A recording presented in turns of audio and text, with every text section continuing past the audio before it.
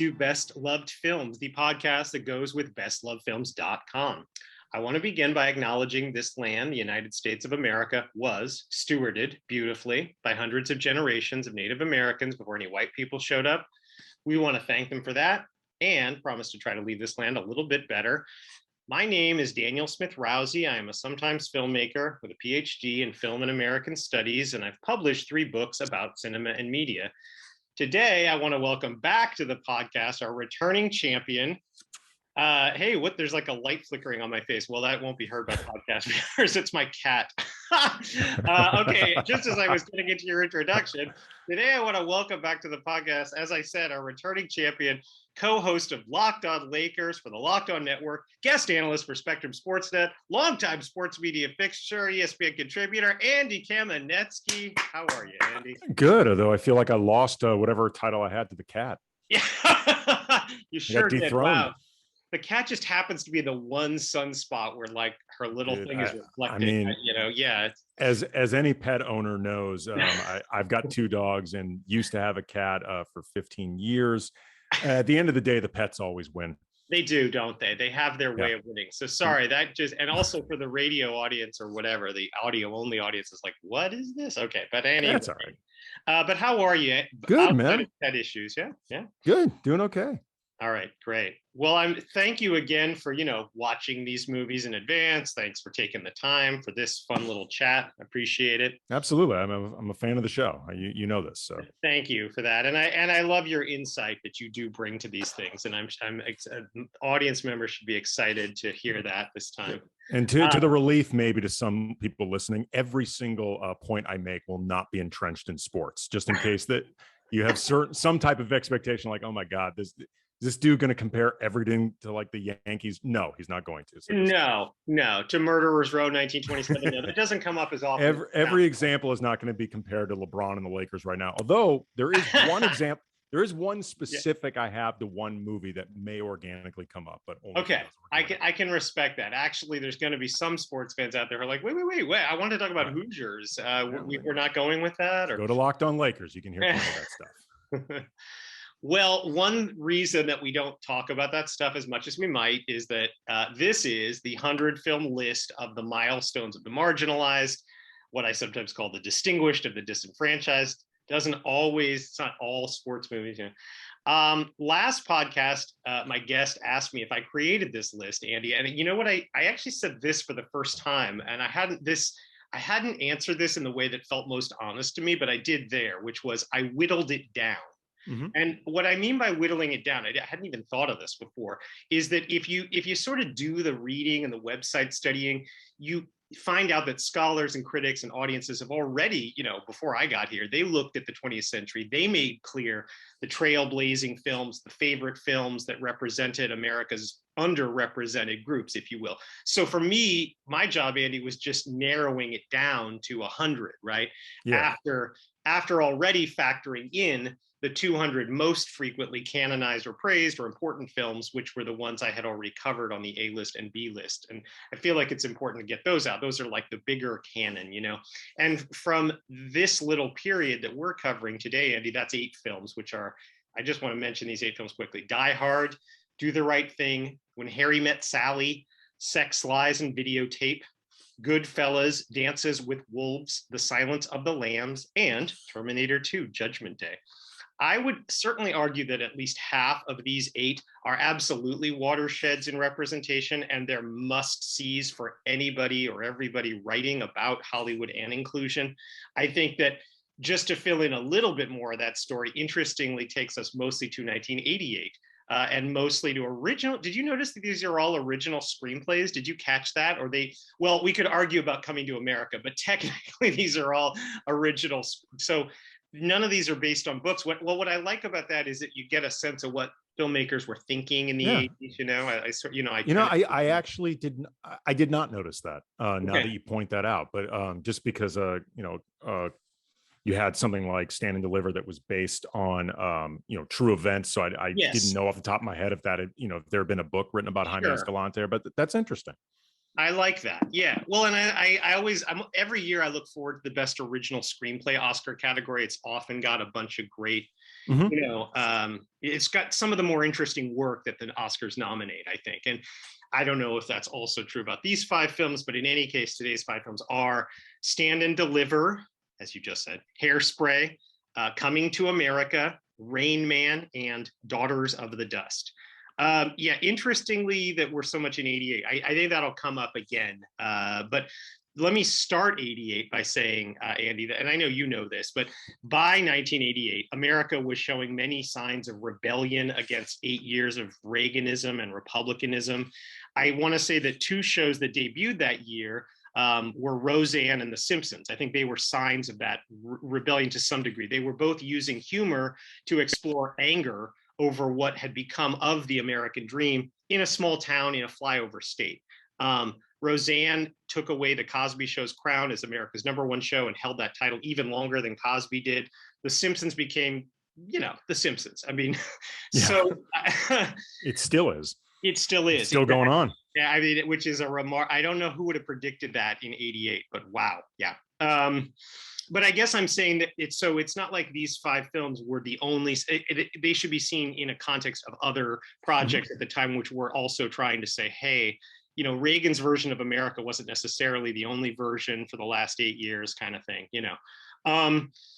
It reminds me that you might say that throughout the 80s, there had always been at least one modern day set subgenre that consistently rebelled against authority figures. And that subgenre was the teen film or the teen pick. I thought I'd start there. Best explained in Timothy Sherry's book, Generation Multiplex, the 70s was Hollywood's first decade where Hollywood did not actively promote teen stars or youth stars. They used to do that as policy, with the exceptions of Tatum O'Neal and Jodie Foster. They just didn't get into it.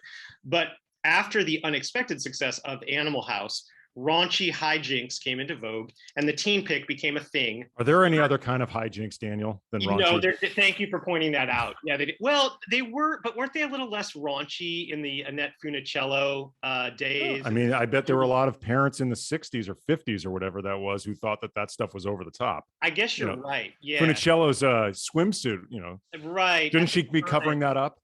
Shouldn't she be? Right. That's thank you for pointing that out. You got me there. Some of those dances on the beach were a little risque. You know what that leads to?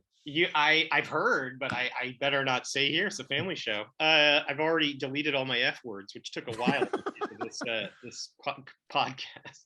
So, well, okay. There wasn't, scholars get these things wrong, but they basically didn't call things teen picks until basically the 80s. And the ones that they always talk about is this list isn't going to surprise you. Rock and Roll High School, Fast Times at Ridgemont High, War Games, Revenge of the Nerds, The Last Starfighter, 16 Candles, The Sure Thing, The Breakfast Club, Ferris Bueller's Day Off, Pretty in Pink, Lucas, several other films. And I'm sure I could have added a bunch of others, but we know what we're talking about, right? I mean, this subgenre, right? And now, if you look at that list, you mostly see white teenagers set off against teachers or parents or authority figures during the present, like during the 80s, usually with the cool new songs to prove it. So the reason I set all that up is today's first 2 films that we're talking about could be considered perhaps the best of 2 different kinds of reactions or backlashes to the teen pick trend, but from a kind of a post-Reagan or sort of anti-Reagan perspective, I think, like kind of okay, well, right, those movies were cool, but here's what was also happening kind of thing. Although, well, granted, Hairspray is set in the 60s, but what I mean is it actually includes people we didn't see much of in those movies, in those teen picks, So yeah, that's all. That's that. Any thoughts about that thing? I mean, I love The Breakfast Club. I love Ferris Bueller's. I think they're great, but I also think there was something a little missing with those films. I think. I mean, Hollywood has a history of there's always something missing.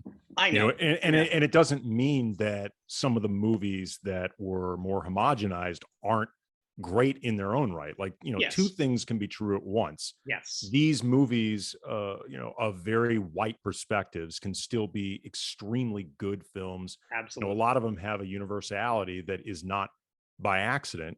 It doesn't change the fact that there can be more stories and more, wider perspective of, opinions told. Like, both things can be true at once. Like the point, and I don't think the point of this podcast, or, the larger project of, the website and all that, is to tear down those other movies. It's just to expand, what film has meant, and, just expand, I don't know, exposure to a lot of these different movies. You said that better than I did, which I expected.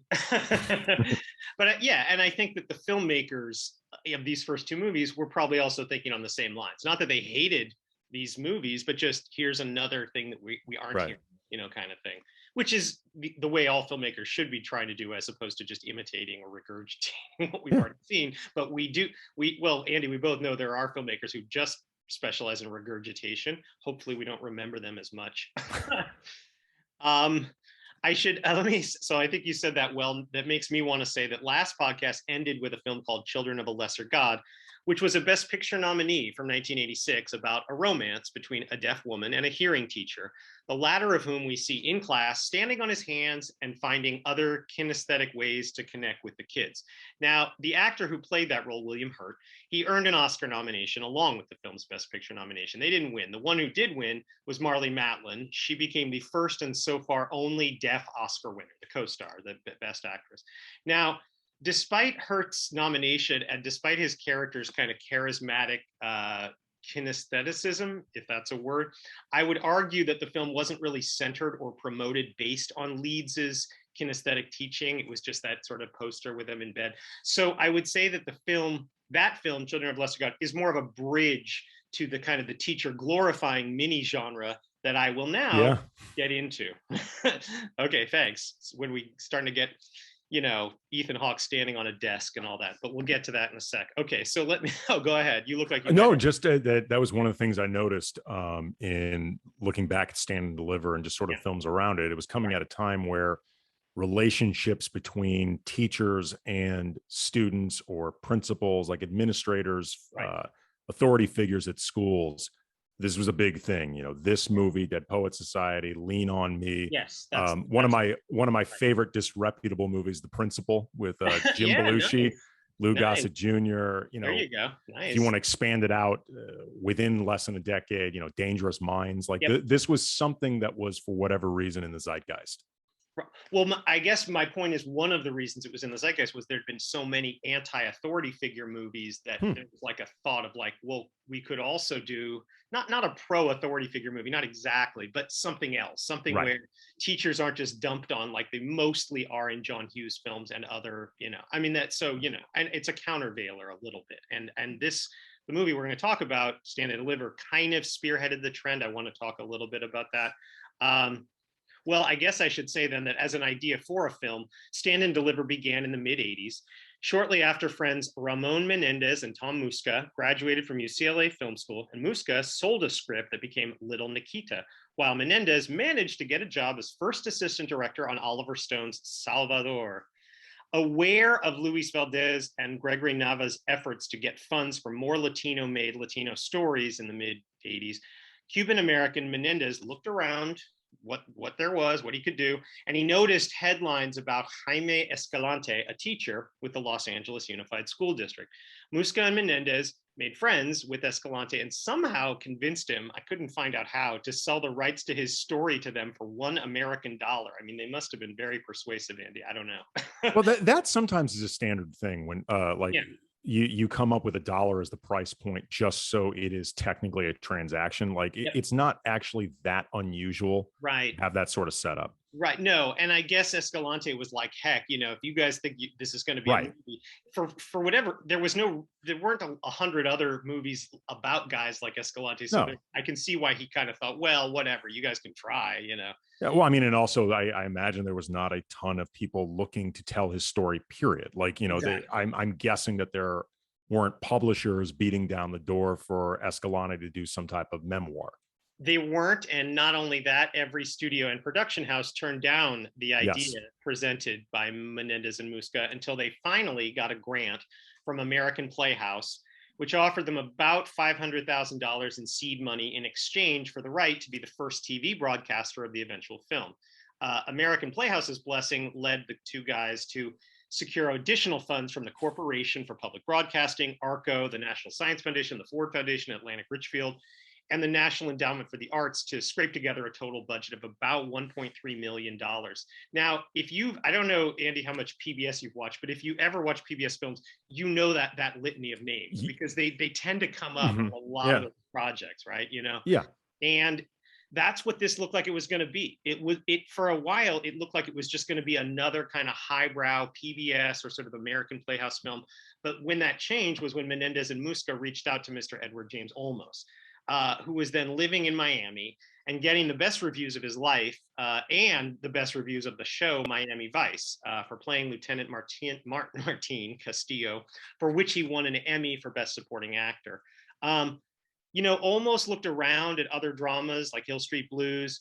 He well knew that even the best ethnic actor could get kind of trapped on TV, never considered for leading roles for theatrical films, which was in the 80s still like kind of the gold standard, So for Olmos, Jaime Escalante represented a chance for Olmos to spearhead the kinds of movies about the Latino community that just hadn't yet been told. But almost felt that wouldn't happen as much if the movie premiered on PBS. It needed to be like a real film, Well, especially during a period where TV was more ghettoized. Thank you. And it's okay to say that word right now.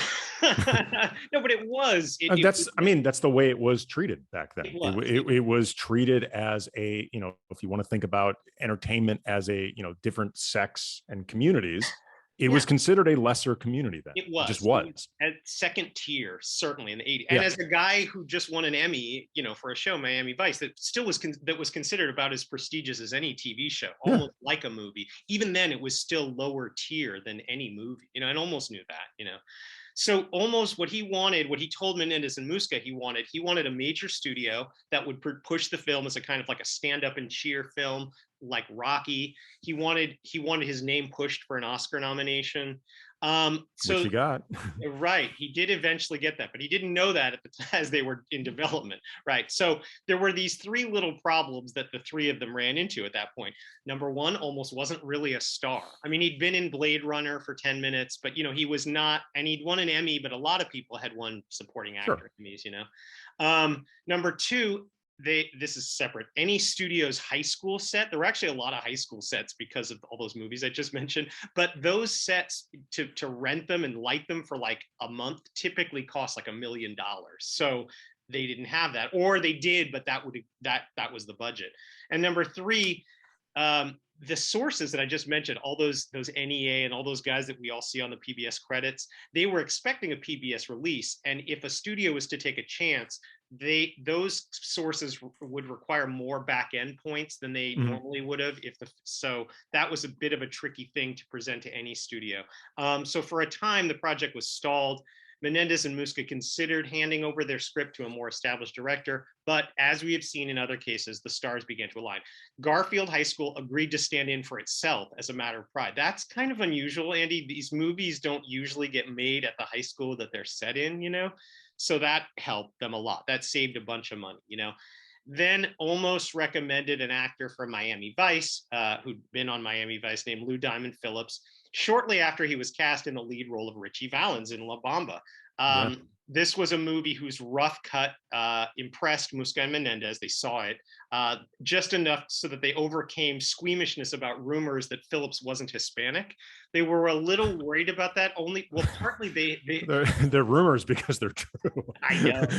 Yeah, but so part of the funding they'd gotten was to make an all Latino film. Right. So they were a little concerned if that were to come up. They just winked and nodded. They didn't they didn't. It's not like they went back to one of those, to like the Arco or Atlantic Richfield and said, by the way, we cast a Filipino guy.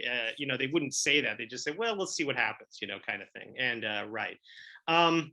they also, this is how much they had to stretch their budget. And, Olmos was on board in this case. They had to hire a mostly non-union crew.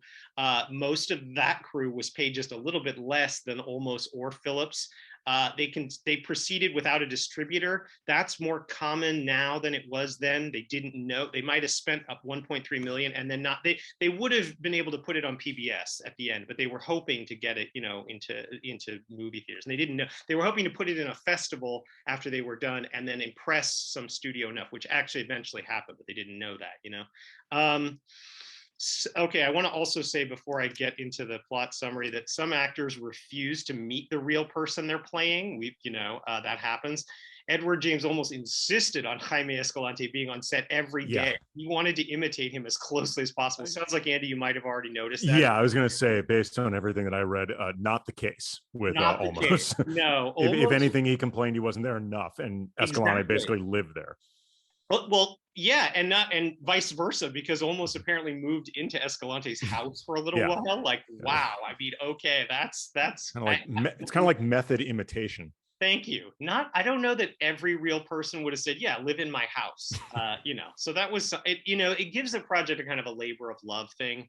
Well, although maybe that's countervailed by the fact that Almost gained 40 pounds and had his hair cosmetically thinned. So, he's making himself look. Go ahead. It's things can be both a labor of love and a total showcase. Sure. And this movie is nothing if not an Edward James Olmos showcase.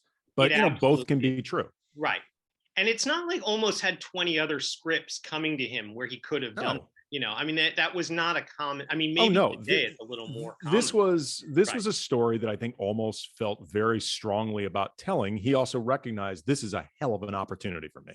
It really is, and was, and important, and became a big stepping stone for other things, which I want to get to after. But anyway, okay, so very quickly, the film began shooting in April 1987, when the working title of Stand and Deliver was still Walking on Water, which everyone hated, and I think justifiably, because that's a terrible title. Can you imagine if it had been released with that, Walking on Water? Oh, no. So what happened is actually in like post, Muska and Menendez workshop like Just Do It like titles. I think the Nike thing with Just Do It had just started. They said, let's something like that, but better. Somebody, we don't know who, thought of Stand and Deliver. And at the very last minute, a mutual friend who somehow knew the band Mr. Mister, which was so random, they got that band to record a song with that name, which became the end credits as well as the title. I think, it works. It's not spoken by anybody in the movie. It doesn't need to be, No. I mean, the worst part of the title is that Mr. Mister song is awful. Well, that's so true.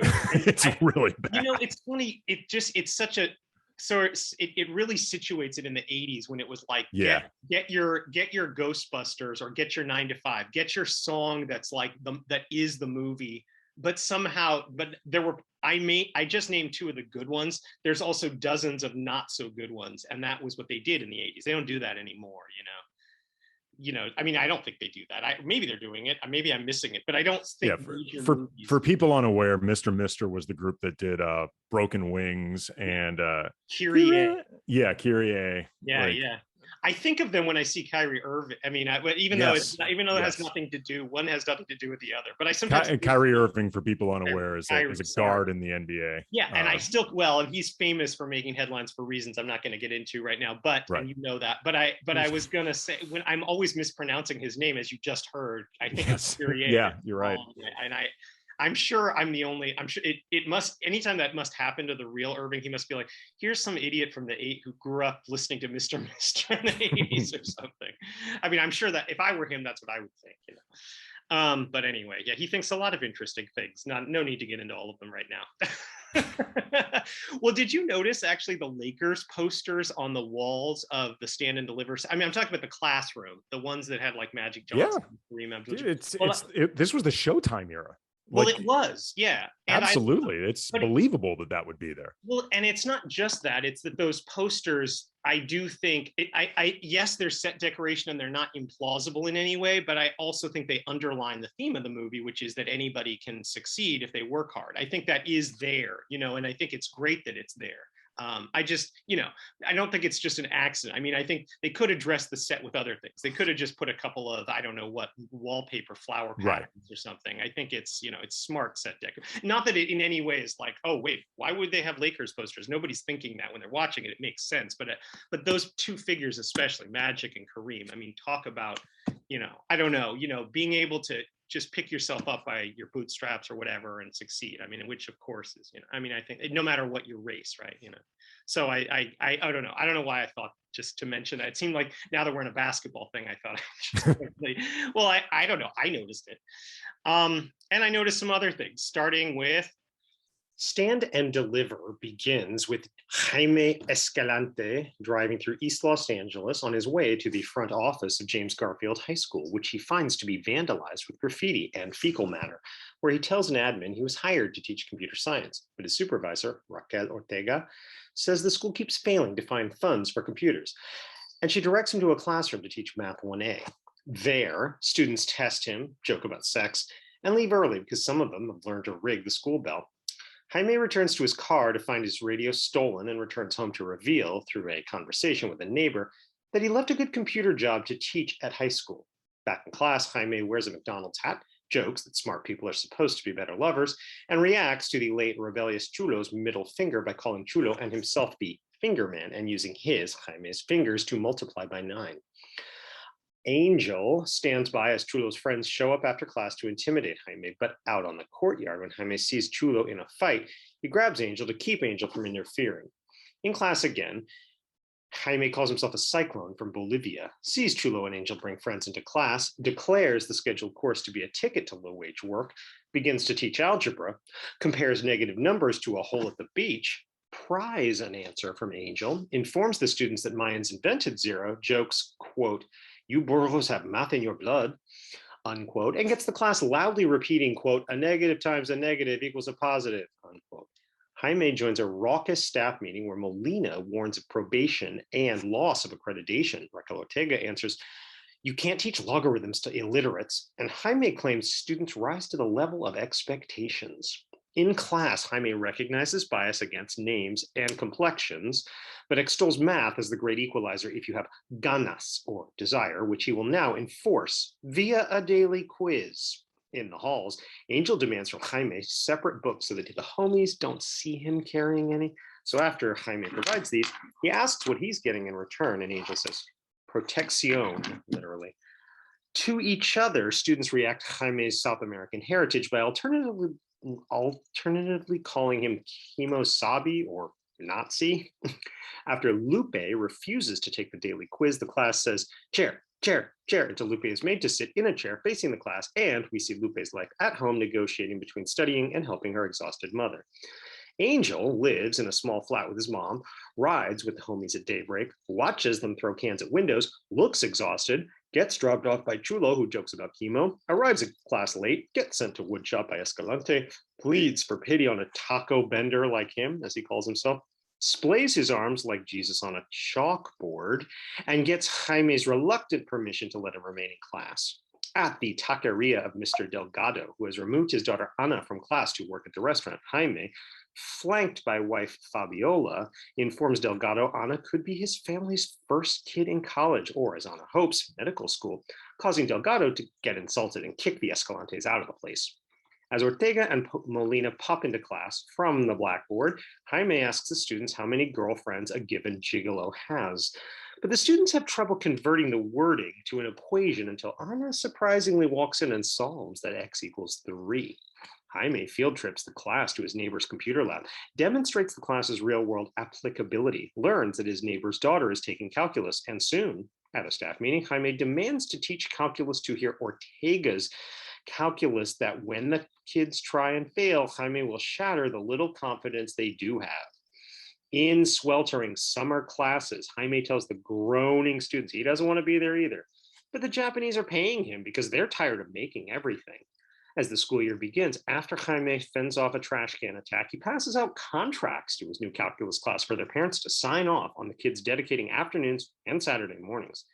In their small place overlooking the freeway, Claudia's mom says boys don't like a girl who's too smart, but Claudia earns mom's signature by saying she's doing this to not depend on a guy.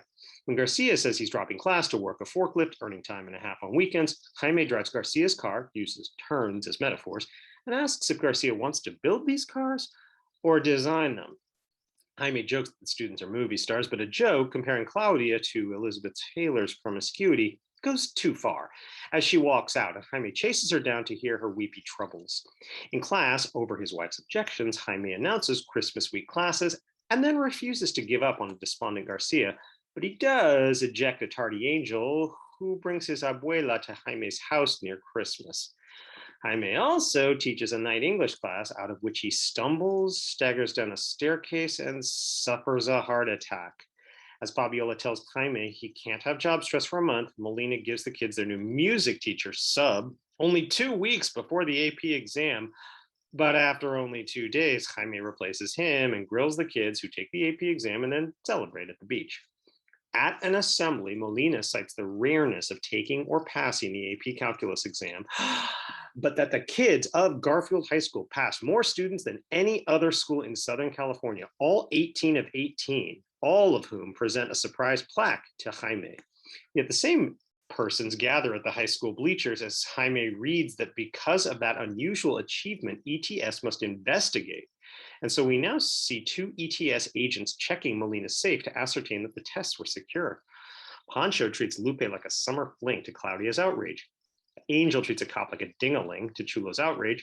And so Angel takes a long walk home. In the classroom without Jaime, an ETS agent, Ramirez, tells these 18 kids he's from the barrio and knows how things go. But none of the kids admit anything other than Angel's facetious fabulisms. After Ortega implies to Jaime she believes the kids cheated, Jaime takes a long walk home where he confesses to Fabiola teaching calculus may have been a miscalculation, as the kids have lost faith in the system they're now qualified for.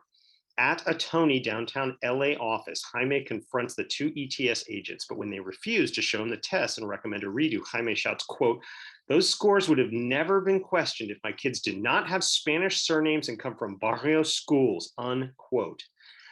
After the kids agree to the redo with a day to prep in class, Jamie is both more practical, no pockets, no staring off, no causes for downgrading, and more philosophical, saying, quote, "You are the true dreamers and dreams accomplish wonderful things. You're the best," unquote. At a late night session at Jaime's, he cooks as his kids study and Pancho leaves in a huff, goes to Lupe's, makes up with her, and comes with her along with the other 18 kids to a large library-ish room where the 2 ETS agents administer the makeup, harder AP calculus exam. After a long, drawn-out misdirect over the phone in the admin office, Molina receives the passing grades name by name. We see the students one last time, and Jaime strides into the empty school hall as the title card says, in 1982, Garfield High School had 18 students pass the AP calculus exam.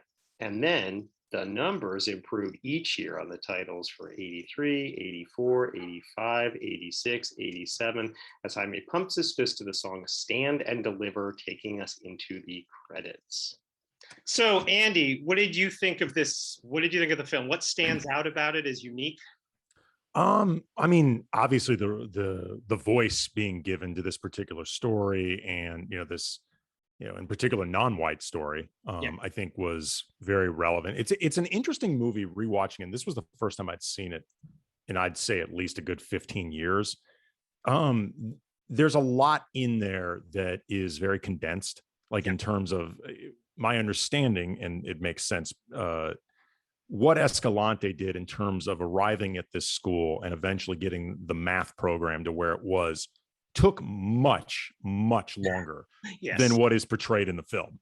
Because, and, you watch this, and in the beginning, I loved in the beginning of the movie how there's very little exposition in terms of getting Escalante to the school. Like, they don't explain a ton of backstory. You know that he quit a job in computers because he says he wants to teach, and they don't spend a lot of time on that. In the beginning, I'm like, oh, this is great that they're just sort of diving into this. They're not giving too much. They're just going to give the audience credit. After a while, you start to realize, okay, there's a lot being streamlined to where, how Escalante taught these kids who were at the beginning, at best, behind in math, within one school calendar year, being able to do advanced calculus, like the upper, 1 to 5% of American school kids, like that level of that's extremely difficult. Like there are college kids who can't handle this stuff. Oh yeah. And the explanation is because in reality, it took much longer.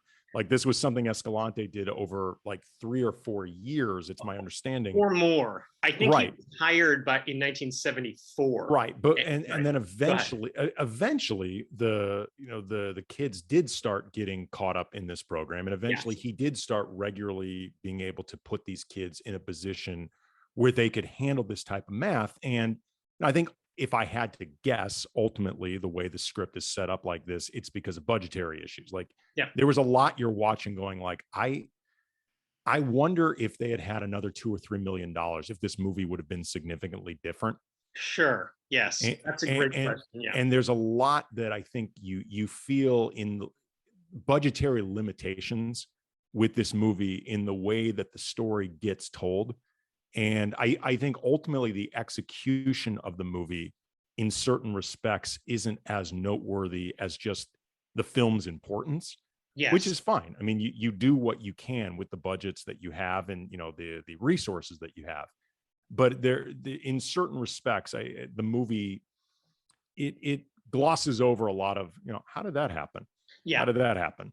Yeah, no, I think you make a really good point that that it is easy to watch it, or you can watch it and certainly go, you know, reflexively, wait a second, especially if you spend any time teaching, and I know I have. So it's like, I can tell you results like that don't happen right away. You know, I was thinking about Jaime Escalante's quote that he said that the film was 90% truth and 10% drama. Now, he did say that. Feels like both numbers are doing a lot of work there. Well, this guy knows a lot about playing with numbers. You know, Yeah. I mean, I don't know about that. Like, I think that he might have been saying that as part of promotion for the film. I'm sure he was. More power to him. Yeah, and you know, I get that, and I think also at best, and I mean at best, Andy, that those numbers might maybe apply to just the part of his own role. I mean, or his own dialogue, because the kids' stories are completely made up, you know, and nobody, I mean, like basically. And so that, I mean, and you need those kids' stories too, because you can't, if this movie was just about Jaime Escalante, I mean, it is about him. It is, as you said, it's a showcase of him, but you do need those little scenes of like the kids' lives in their tiny apartments and stuff, you know, that, and that, none of that is truth. I mean, so what, but it's fine, you know, but it to me, it plays, to me, it works. I love it. You know, we talked before about Lou Diamond Phillips, and, you know, he's terrific in this. He's really, really good. You know, God, he really is. Yeah. And that character is, to the best of my knowledge, completely fabricated. Oh yeah. But I don't care, because I'm not looking at this as a documentary. And in the meantime, it's a very interesting character fabrication. And again, Lou Diamond Phillips is really, really good. Well, the net head, you know, and the shirts. I mean, this, you know, chulo culture, for whatever reason, hadn't really been on screen much. You know, you didn't, I mean, even in the few Mexican American films and representations that we had, I mean, Colors, the movie, only just came out at the exact same time as Stand and Deliver. So while they were making Stand and Deliver, they hadn't seen it. And I'm just saying there wasn't. So in many ways, I mean, these days, if they were to put a 19-year-old actor in those clothes now, it would seem a little cliche. It wasn't at the time, you know, and it was interesting. Yeah. You know, it's funny, actually. I want to make sure I mention this just while I remember. You know, my wife is Mexican American, and she loves this movie.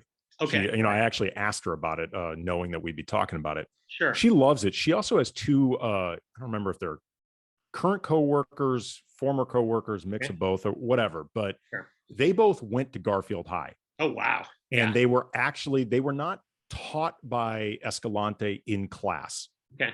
But they went to school while he was there, and they both had these jobs for the school where I don't know if it's like AV club type stuff or messengers or whatever, but they would always go around to different classrooms delivering stuff.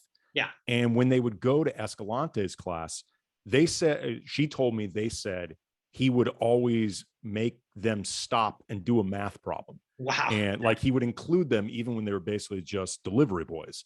Yeah. And that they really liked him. They said he was very demanding, but they liked him a lot. And also, to, you know, sort of furthering perspective on this movie, they love this movie. And these are two guys who went to Garfield High. And I'm sure everything in this is not 100% accurate, but it doesn't matter in the end, because it's a story worth telling. And in order to get it out there, there's going to be liberties that you take for a variety of different reasons. Yes. Sometimes those liberties can be justified more than others, but at the end of the day, I think the why is what matters most. You said that just so much better than I ever could. No, and I really appreciate it. I think ultimately you have to streamline. I mean, we're looking for a Rocky, a Saturday Night Fever, a sort of an underdog achievement film, just like Almost had said, we need this to be a sort of a stand up and cheer thing. And it is. I mean, and sorry, but some, stories are going to, or little mini subplots are going to get compressed. But in the end, I think, yeah, for what it is, it's really good to hear you say that. I really, that helps it a lot, I think. Yeah, I mean, it's not, it's not a perfect movie by any stretch. I wouldn't say it's a standout movie in terms of its execution. Again, I think if you'd given it, $4 or $5 million, it could have been a very different, in some ways, more polished in its execution, or more expansive in some of the stuff it gets into. But I imagine some of those limitations were purely about budget and resources. But it's a really interesting and I think important, noteworthy story being told. Right. I appreciate you saying that. I want to actually quickly talk about, so just follow up on the history aspect of it. So having missed deadlines for Berlin and Venice, the filmmakers submitted to the Mill Valley Film Festival in October 1987. But that was enough, to invite executives from the major studios, and some of them were impressed. According to an article in LA Weekly, the filmmakers chose Warner Brothers because of its record promoting long shot successes like Chariots of Fire. I mean, that's what it said in LA Weekly. As I've already said on earlier episodes, so before the 90s indie boom, but after Star Wars, multiplexes multiplied literally the amount of screens for summer and winter product, but that meant that those screens were kind of left empty during spring and fall for the occasional word of mouth indie hit. Didn't happen all the time. But, so that's what they targeted. They targeted, the Warner Brothers targeted spring 88. So on February 26, 1988, Mann's Chinese Theater hosted a benefit premiere with proceeds going to the Jaime Escalante Calculus Program and Garfield High School Alumni Association Scholarship Fund. The film opened in March on 30 screens and then it was doing well, word of mouth. And then in April, after the Oscars that year, it made it to almost 750 screens. This is quite an accomplishment for a film like this, for a Latino. And by the way, 750 screens was a lot then. That meant it was a standard release, like Die Hard. It had become a normal release film, which is like really something, for a film like this. A year later, Edward James Olmos, as we already said, I didn't say this part. He became the first American-born Hispanic to earn an Academy Award nomination for Best Actor. That was sort of an interesting kind of statistic.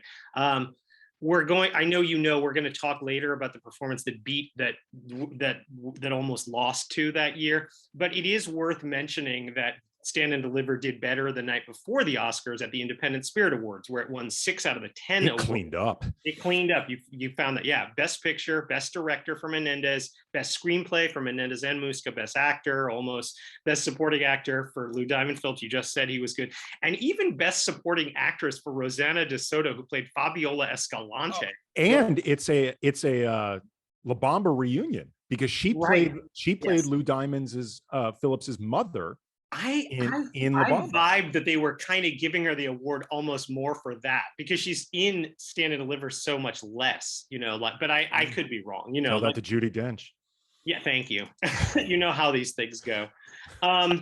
As a modest hit, Stand and Deliver convinced some studios that after about a decade of anti-authority teen movies, audiences existed for some kind of counter-programming, as I've been saying. And so it was only then in April of 88 that Lean on Me and Dead Poet Society were fast-tracked, they were put into production, and then they were released in 1989. Now, Andy, let me ask you this. Of the three, the Latino one, the Black one, and the white one, guess which one landed a Best Picture nomination, if you had to guess? I'm just gonna roll the dice randomly without giving it much thought at all. The white one? Yeah, how'd you know? Look, 1 out of 3 odds. You throw a dart. Sometimes you land in the right section. Well, when you just said that thing about a little more budget, a little more polish, I think Dead Poet Society did get that thanks to a little support. And you know what? It's a beautiful. It is a beautiful film for what it is. It doesn't exactly improve Hollywood's record of representation, but on the other hand, it's really good. Here's the thing though. That story is not going to be a story that is, I think, realistically told through representation. It just isn't. I mean, it's an upper crust, very waspy boarding school. I mean, it is what it is. If you're going to tell that story, you have to tell it for what it is. I think, kind of like what we talked about in the beginning, I think the larger point is tell more stories as opposed to not telling Dead Poets Society, regardless of what you think of the actual movie itself. Sure. I was going to quickly mention that, like Edward James Olmos, star Robin Williams landed a Best Actor nomination. Star Morgan Freeman of Lean on Me did not, but that's partly because Oscar rules dictate that no actor can be nominated twice in the same year and category. And Freeman was nominated that year for a film that a lot more Academy voters saw, namely Driving Miss Daisy, which went on to win Best Picture. We could talk about that all day, but we're not going to. It somehow didn't make this list. Don't know why.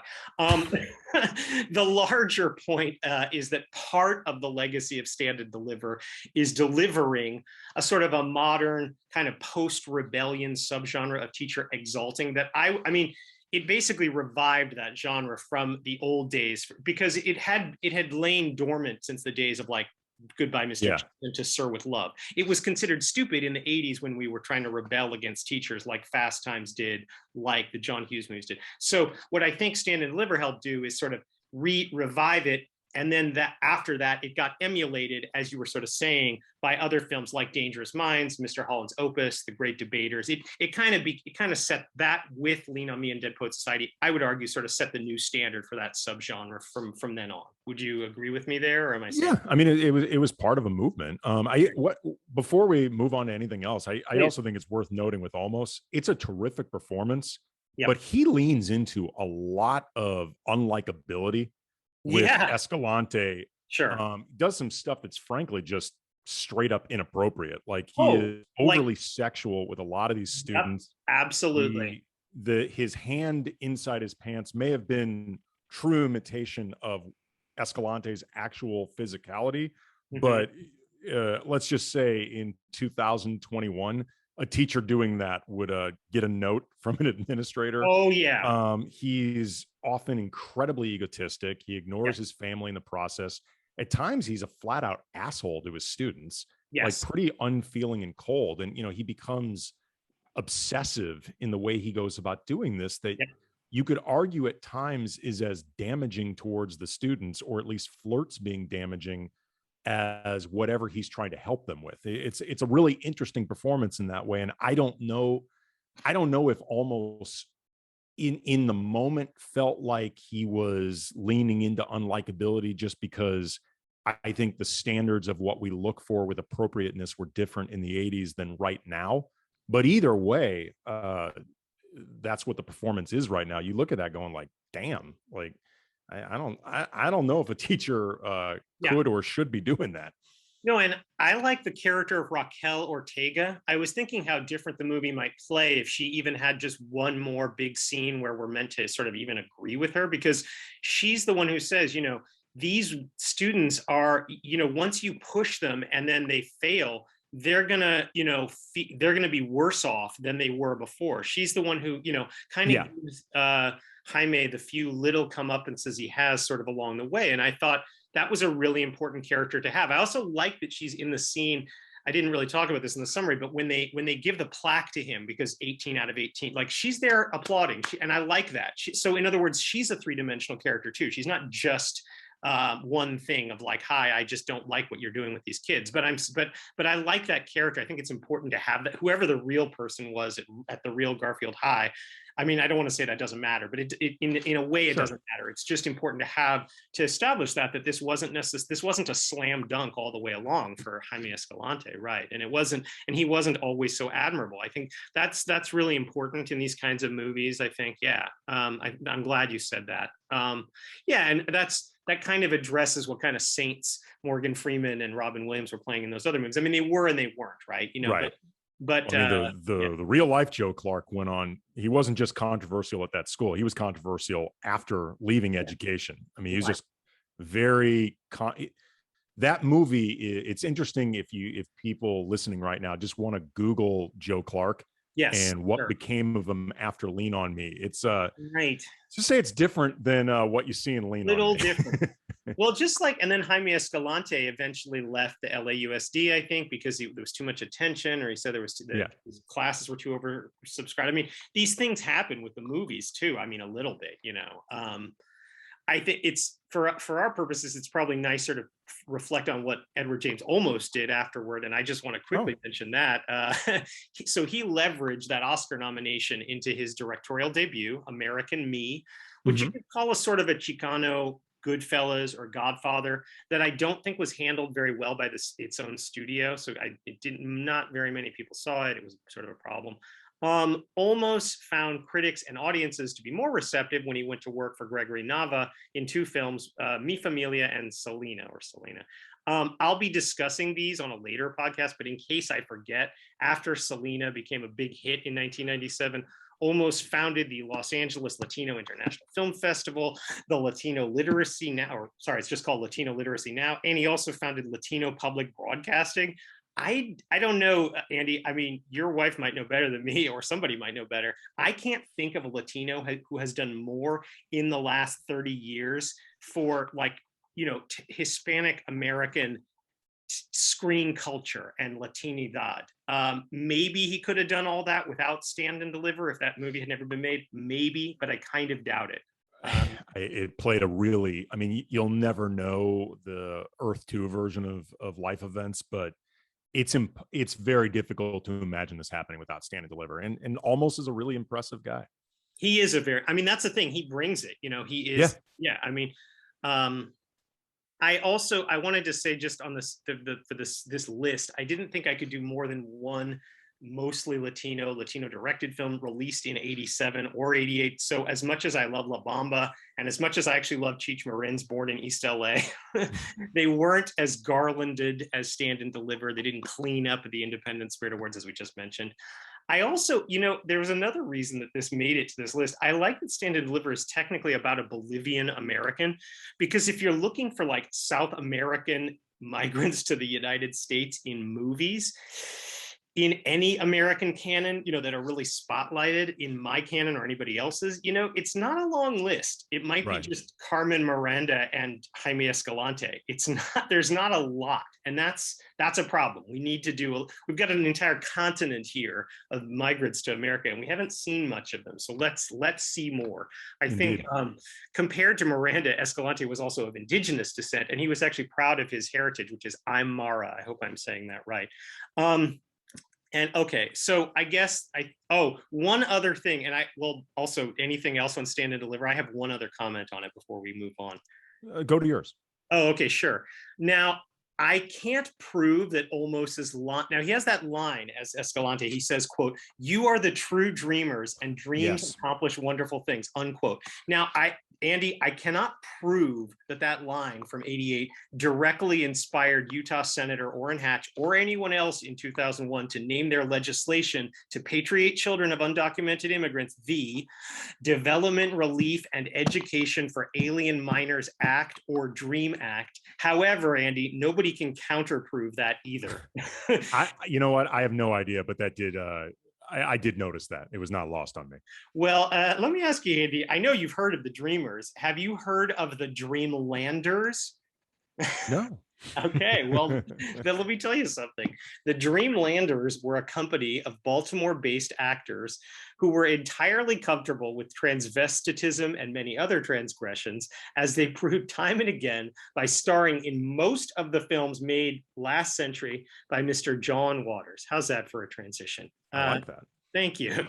The canon and the audience-made best of list, they entirely ignore America's most prominent gay filmmaker of the 20th century. He was out then. Let's make that clear.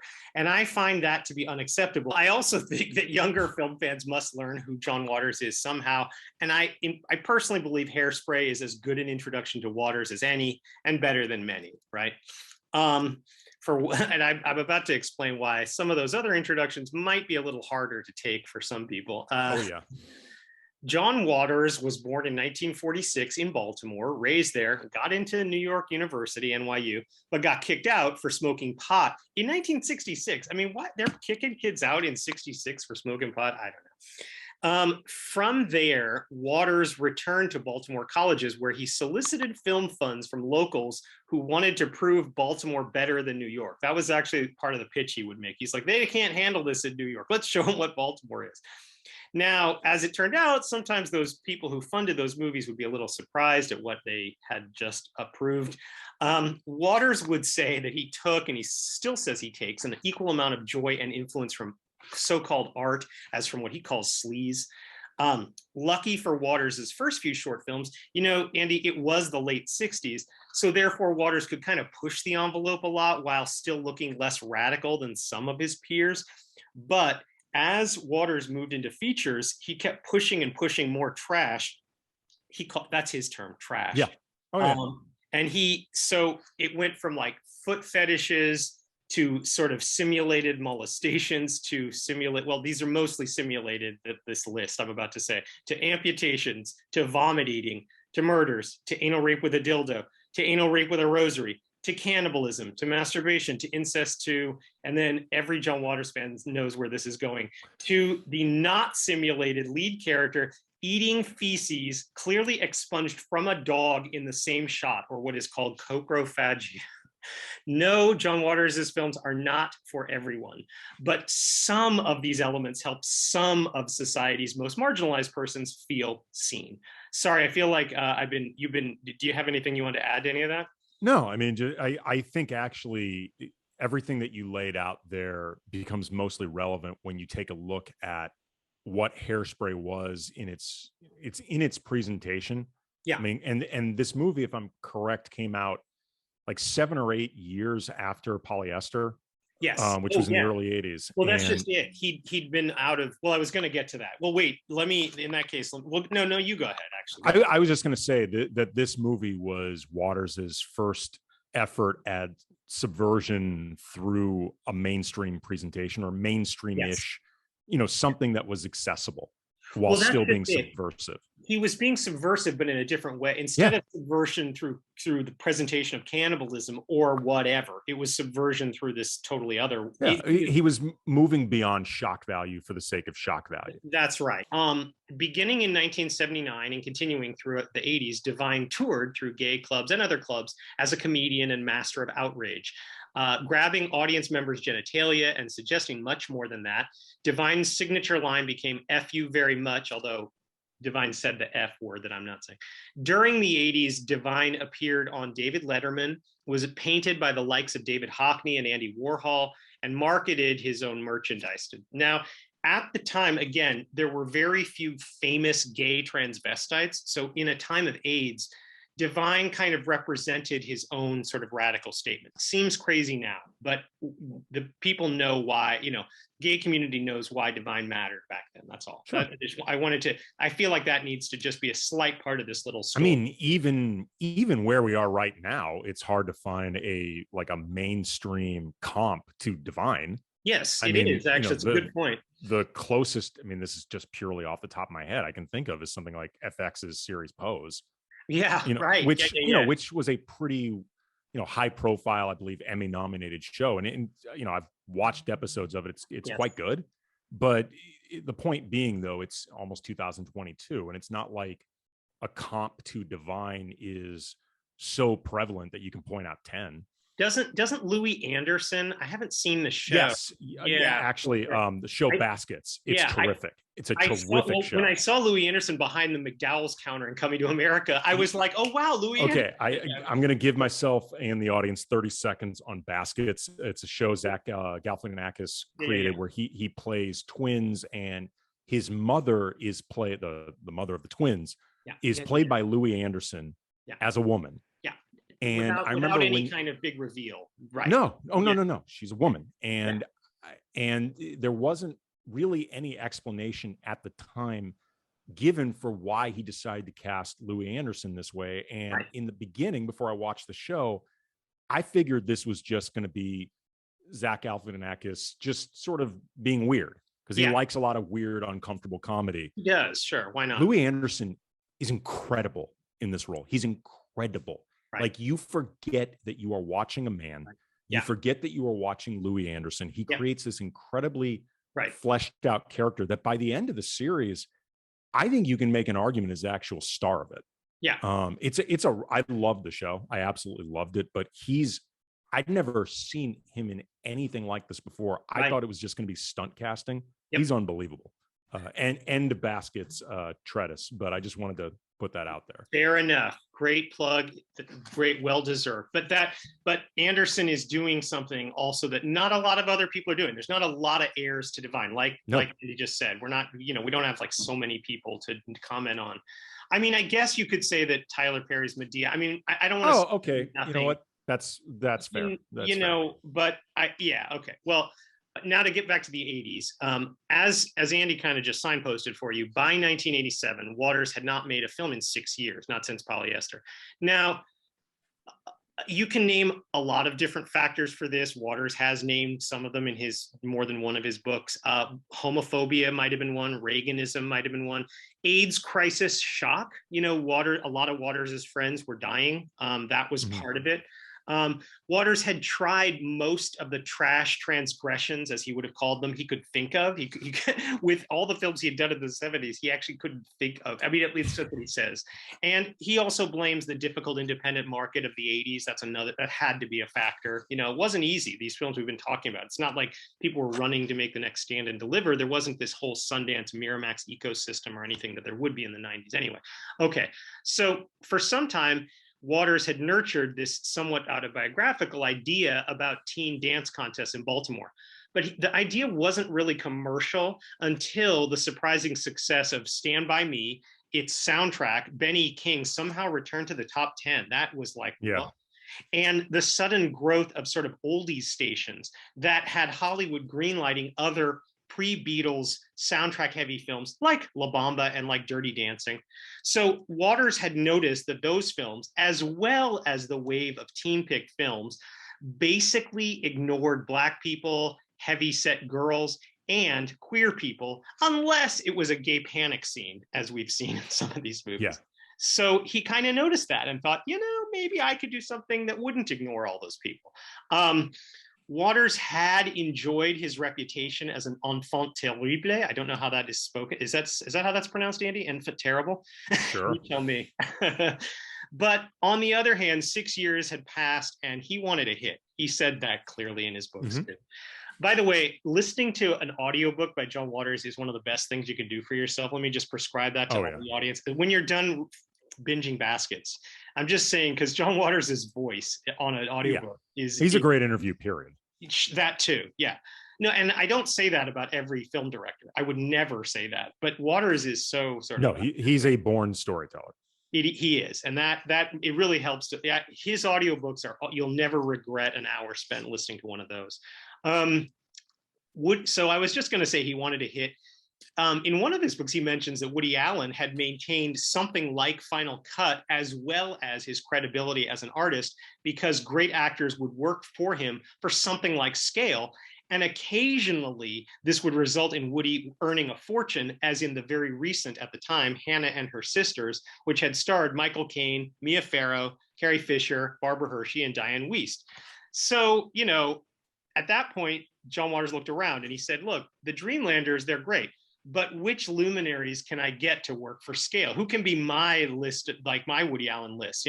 Could it be Sonny Bono, Debbie Harry, Jerry Stiller, Rick Ocasek, Pia Zadora, right? So those were the people he was thinking, those can be mine, So Waters' initial pitch to studios in early 1987 focused on the weirder dance crazes of the early 60s, not the twist, not exactly, but instead the roach, the bug, the fly. It might have helped that the period's famous Vincent Price horror film, The Fly, had just, if you don't mind me saying, metamorphosed into David Cronenberg's excellent new film, So for the first time in Waters' life, minor studios were at least interested, especially New Line. They had just scored an unexpected hit with the Nightmare on Elm Street franchise, and they were looking for their own kind of David Lynch or Spike Lee to get some of that art house Woody Allen money. So Waters promised Bob Shea, who ran New Line, he said, no feces eating, no cannibalism, I promise. He was even willing to probably share Final Cut. In other words, they would both agree on what, and that was big, right? This is something Waters hadn't really been doing. Reports on the budget vary from $2 million to $5 million. I mean, that's a huge range. I don't know. I can't nail that down. Certainly the most expensive single line item was the music rights. After putting together what would be a soundtrack full of novelty songs, Waters realized he needed at least a few of the period's more mainstream songs. So his team managed to license a few at a lower cost just for the film, not for the soundtrack, like Leslie Gore's You Don't Own Me and Chubby Checker's Let's Twist Again. You couldn't get the twist, you got Let's Twist Again like we did last summer, which is fine. Waters also knew he needed a doo-wop-ish song, ideally called Hairspray, which was a job Debbie Harry turned out to be happy to manage alongside minor pop artist Rachel Sweet. Waters did fill out the cast with the Dreamlanders and the sort of the D-list stars I just mentioned. It's funny to me, Andy, because in June 1987, at the height of the mania for the U2 album, The Joshua Tree, Waters told the LA Times that Sonny Bono was an internationally known rock and roll star who had guaranteed his international financing. That's he was funny. sort of insisting on it. I thought that was funny that at that, of all the times that he got interviewed by the LA Times, right then, that month, while he was in the middle of production. Encouraged by his friends, Waters also cast himself for the first time, leading to a minor dispute with the Screen Actors Guild, who already had a John Waters, but our little John Waters refused to add a middle initial because he claimed he was, quote, firmly established on a national basis as John Waters, unquote. Waters also had a mind to cast his stalwart divine as both mother and daughter Turnblad, but Bob Shea talked him out of it. After auditions turned up Ricky Lake, who could both dance and act. That's kind of a rare combination. After decades of radical gestures, one last thing before the plot summary, I'd say Waters saved one of his most important radical gestures and one of his most subtle for Hairspray, which is that plus-size Tracy Turnblad would never have any kind of "why don't they like me" kind of scene. Yes. That is so huge to me because this isn't, go ahead. Yeah. I was just going to say, one of the things that I really enjoyed about this movie, and, in terms of representation, talking about, larger people, overweight people, however you want to put it. Sure. Ricky Lake is terrific. She's absolutely fantastic in this role. She was 19. Yeah. She is so charismatic and likable. It is completely believable that all of the members of this dance club would gravitate towards her, that she would get a boyfriend. She is so confident. And the way she is, the movie will poke some fun at the concept of being overweight, but she is never the butt of any joke whatsoever, and she never allows herself to be. She is incredibly confident. She leans into who she is, and it's a really wonderful characterization. Like I forgot, with a lot of stuff, because I hadn't seen this movie in a while, I forgot just how charming she is. She's fantastic. I'm so glad you said all that, because I was going to say some of it and you said it better than I did. And I totally agree. And I think first of all, if this was a John Hughes movie, or I don't know, a lot of other teen movies from the time, there would have been but they all hate me. I can't, and I don't know what I can do to please them moment. But there wasn't that. But not only that, there also isn't, the movie does address the whole overweight thing. It's not like that doesn't come up. They shop at that store. She says, she gets on TV and says, "I'm sure some of my audience would like that." So they address. There are some fat jokes in there, but I don't think they're terribly mean-spirited ones, and they're more than balanced by, again, just Tracy's entire aura in this movie. Interesting note, actually, I read about this with Ricky Lake, because there were so many dance scenes in this. She actually kept losing weight during the shoot. I hadn't read that. And this is according to IMDb. That's a great stat. She actually apparently had to keep eating during this in order to maintain the weight of Tracy's character, which I my God, really they had to put her on like Robert De Niro's Raging Bull diet or whatever. Assuming this is accurate, I thought that was really funny. That's hilarious. Oh my God. I buy that. One other thing before the plot summary, which I think this is important though, is that confidence that Ricky Lake as Tracy exudes over people calling her a dump truck and a fat retard there. That's in the movie, her confidence in overcoming all that also, also informs her approach to civil rights, to the same character's civil rights, that it's seemingly self-evident that we shouldn't be biased against these people. And I think that is huge. Sorry, for lack of a better word, that's huge. Yes. No, that it's it's a great character and a really good job by her. Agree. Hairspray begins with the song Hairspray, played over many, many teens and young people applying hairspray and other makeup backstage at the Corny Collins show. In 1962, at a modest Baltimore house, plus-sized teen Tracy Turnblad and pal Penny burst in and blast past Tracy's not thin mom, Edna, on their way to the TV room to watch and dance to the Corny Collins show, where Corny reads requests, profiles favored young persons, and cues them to dance. Edna breaks up Penny and Tracy's party, throws shade on her daughter's ratted, raised or feathered hair, gets called so 50s, and peruses Penny's overprotective mom picking her up and promising her a scarlet P for punished. One of Corny's dancers, pretty blonde Amber Von Tussle, gets chaperoned by handsome Link to her spacious home to get an earful from her mom about dancing closer to the TV camera, avoiding black music, their troubles if the neighborhood gentrifies, and listening to her dad, who tells Amber to pass out flyers that say, "Let Amber take you for a free ride." Corny Collins hosts a dance party welcoming enough for randos like Penny and Tracy, but not black people, where Tracy cuts an impressive rug while joining the front line of dancers doing the Madison. Corny introduces the host of Negro Day, African-American Motor Mouth Maybell, who introduces the, quote, boogity boogity shoe, unquote, a dance contest where Amber calls Tracy fatso, but Tracy's dance beats Amber's at the applausometer, earning her a next day audition for Corny's show, where Amber's fat shaming causes Corny to suspend Amber, and Tracy cheerfully supports integration as well as, quote, pleasantly plump, unquote, viewers who might like her. Penny enters the Turnblad's house to beg them to turn on the TV, where Edna is mortified, but Wilbur is pleased to see a dancing Tracy, whom Corny introduces as the latest member of the Corny Collins Council, as he importunes her to start the next dance with a lady's choice. And her choice is Link, observed on TV by a distraught Amber, who yanks off her friendship ring. Back at home, Edna fields phone calls, claims to be her own agent, and claims to be Tracy's agent, and tells an arriving Tracy that she'll take her all the way to the top, as Tracy extols fame, fortune, glamour, and being big, blonde, and beautiful, and also in love. Tracy and Edna shop at Hefty Hideaway House of Fashion, whose head, Mr. Pinky, asks Tracy to model, and Edna's savvy negotiating secures both of them nicely clothed. After Tracy's hair height bothers a kid behind her in a very Jaime Escalante math class, the school principal transfers Tracy to special ed, to which Tracy protests, quote, "But that's for retards, and the black kids you try to hold back," unquote.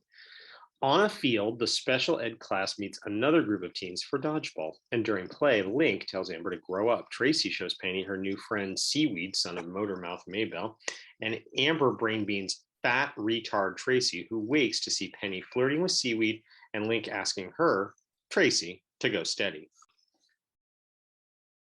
On the Corny Collins show, Tracy shows off Link's ring, dances with him, and models, as runway announced by Mr. Pinky, who broadcasts "Big is beautiful." Link takes Tracy and Penny on a bus to Cherry Hill, a black neighborhood, where they meander into Motormouth Maybell's record store, get cheerfully welcomed by a dozen black partiers, try on new dance moves, and get interrupted by Penny's rather racist mom, waving a knife and mistaking black people as criminals. At Kids Day at the Corny Collins show, Penny and Seaweed and his kid sister Inez are turned away, so Inez says she has a dream, and they'll begin chanting, segregation never, integration now. A call that Tracy picks up inside the studio, shouting 2, 4, 6, 8, TV's got to integrate, as Amber's mom accuses Tracy of being mulatto to Edna's fury. In an integrated auditorium, Tracy, Link, Penny, and Seaweed dance low with mostly black people. And during a slow song, as Tracy kisses Link, she says, "I wish I was dark-skinned." And Link answers, and by the way, Link is white. He says, quote, "Tracy, our souls are black, even though our skin is white," unquote. Okay. Seaweed declares his love with Penny to be taboo, but when the Turnbloods turn up, the foursome hide in a beatnik pad where a painter gets abstract, and the beatnik chick gives life advice. Penny's parents turn up with a spiral wheel spinning shrink who tells Penny to remember cute white boys as Penny's dad wraps her in a straitjacket and she shouts, "I love you, seaweed," at the Tilted Acres amusement park as protesters at the entrance shout, "Tilted Acres is not fair, racist people everywhere." The news interviews the owners, Amber's parents, who say exclusion is merely economics. Oh, and also, quote, "segregation today, segregation tomorrow, segregation forever," unquote. Tracy, Link, Amber, and others ride the rides as the Corny Collins show broadcasts live from the middle of the park. Although the show's producers warn Corny that if even one black face appears on camera, the show is canceled. Amber leads the crowds of teens in the limbo rock. Tracy leads them in the waddle. Out at the gates, after a white lady's cherry bomb sets off a melee, black people storm into Tilted Acres, causing Amber to warn her parents of a race riot in which purse-swinging white women cripple Link while Tracy shouts police brutality, joined in her bedroom by Penny while being subjected to the shrink's outrageously racist remedies. Tracy is hauled to prison where she and the inmates watch a TV where the hospitalized Link tells the camera, "I love you, Tracy," cutting to Amber calling Tracy roach infested. And our film cuts to Amber's parents smugly building a bomb. At the 1963 auto show, Corny Collins and Maryland's governor smiled for photos until Tracy's parents surprised them and started chanting, "Free Tracy Turnblad," words the governor is equally surprised to hear from protesters at the front door of his own mansion while he pushes past them and reporters and becomes handcuffed to Inez and Maybelle as the three push into the manse. At the auto show, to a crowd of teens, the racist producer announces Tracy Turnblad as technically the winner of Miss Auto Show, to the delight of many, including Corny and Link leaping from his wheelchair.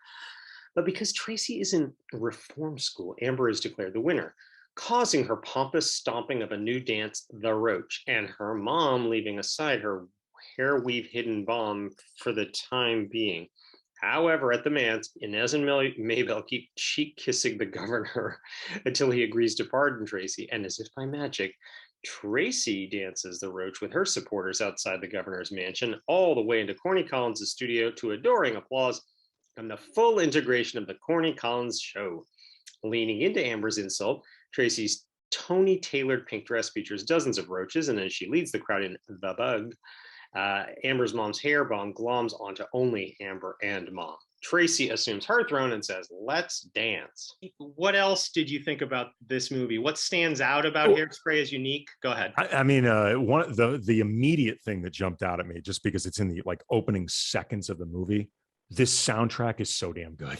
Yeah. It's so incredible. And like the opening moments of Hairspray, like just the beginning drums and that, like it's so great.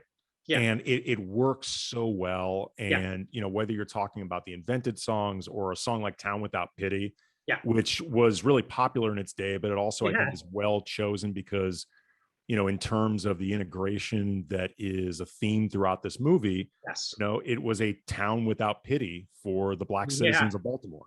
Like, I mean, that's really what this was. Or if you want to even take it more of a microcosm, that dance club was a club without pity. Right. You know, they would have a black host, you know, come up there and introduce a song. Yes. But the black kids were still not allowed in there. And, you know, isn't that amazing? I mean, right. Like Dorothy Dandridge could play these clubs that no other black person would. Right, exactly. Right.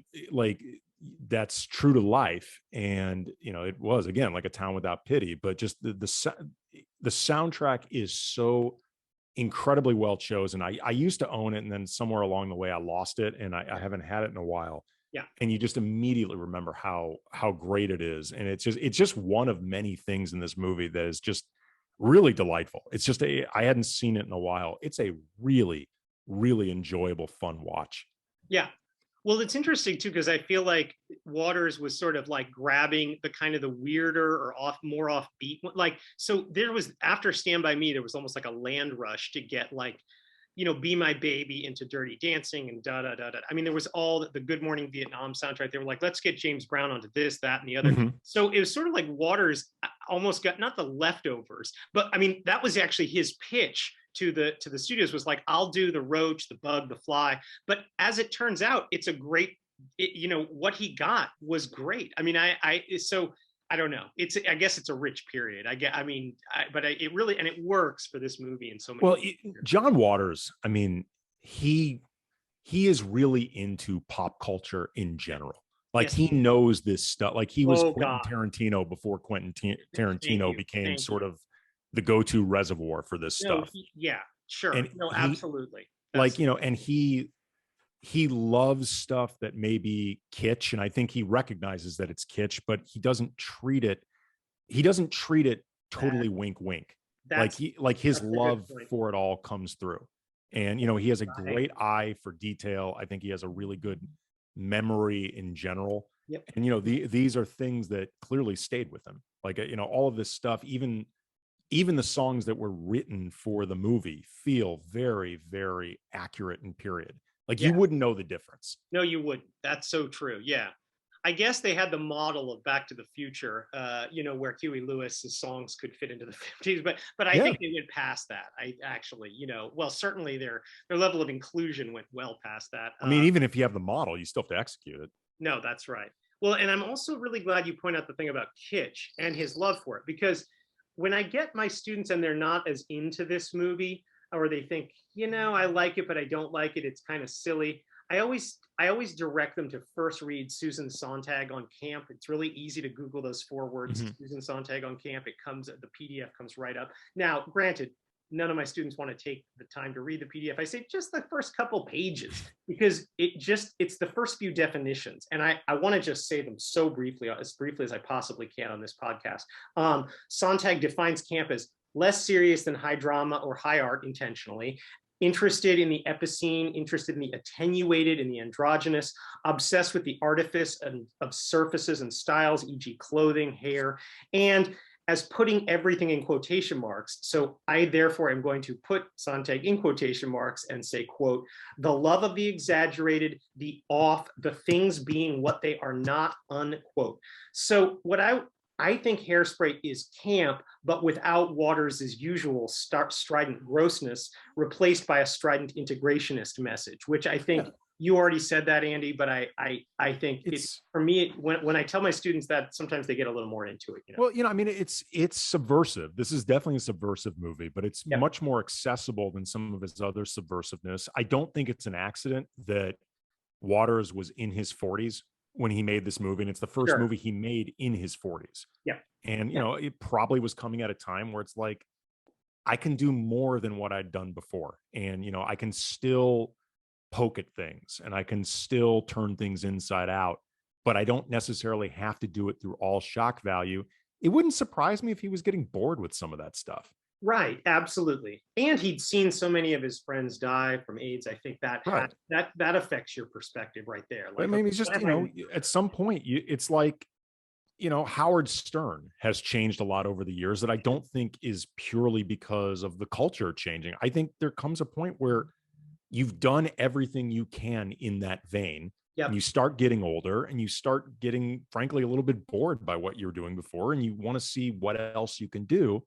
And I think Waters really recognized if I'm going to have a career as a filmmaker, I've got to graduate beyond some of the stuff that I was doing, like with, Mondo Trasho and things like that. Like I've got to do more.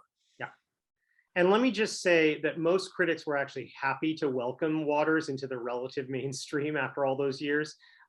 You just mentioned, well, you sort of did, that Waters is a voracious reader. He is. He reads everything. And he claimed that his favorite review was from Rolling Stone. Yes. Being called the film, quote, a family movie that both the Bradys and the Mansons could adore, unquote. I thought that was funny that he quoted that.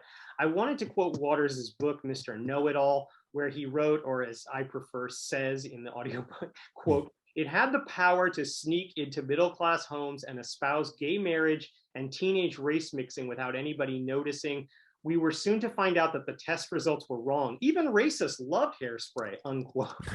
I thought that was a great quote, but I also wanted to separate these 2 points about gay marriage and teenage race mixing. So now I'm literally quoting Waters.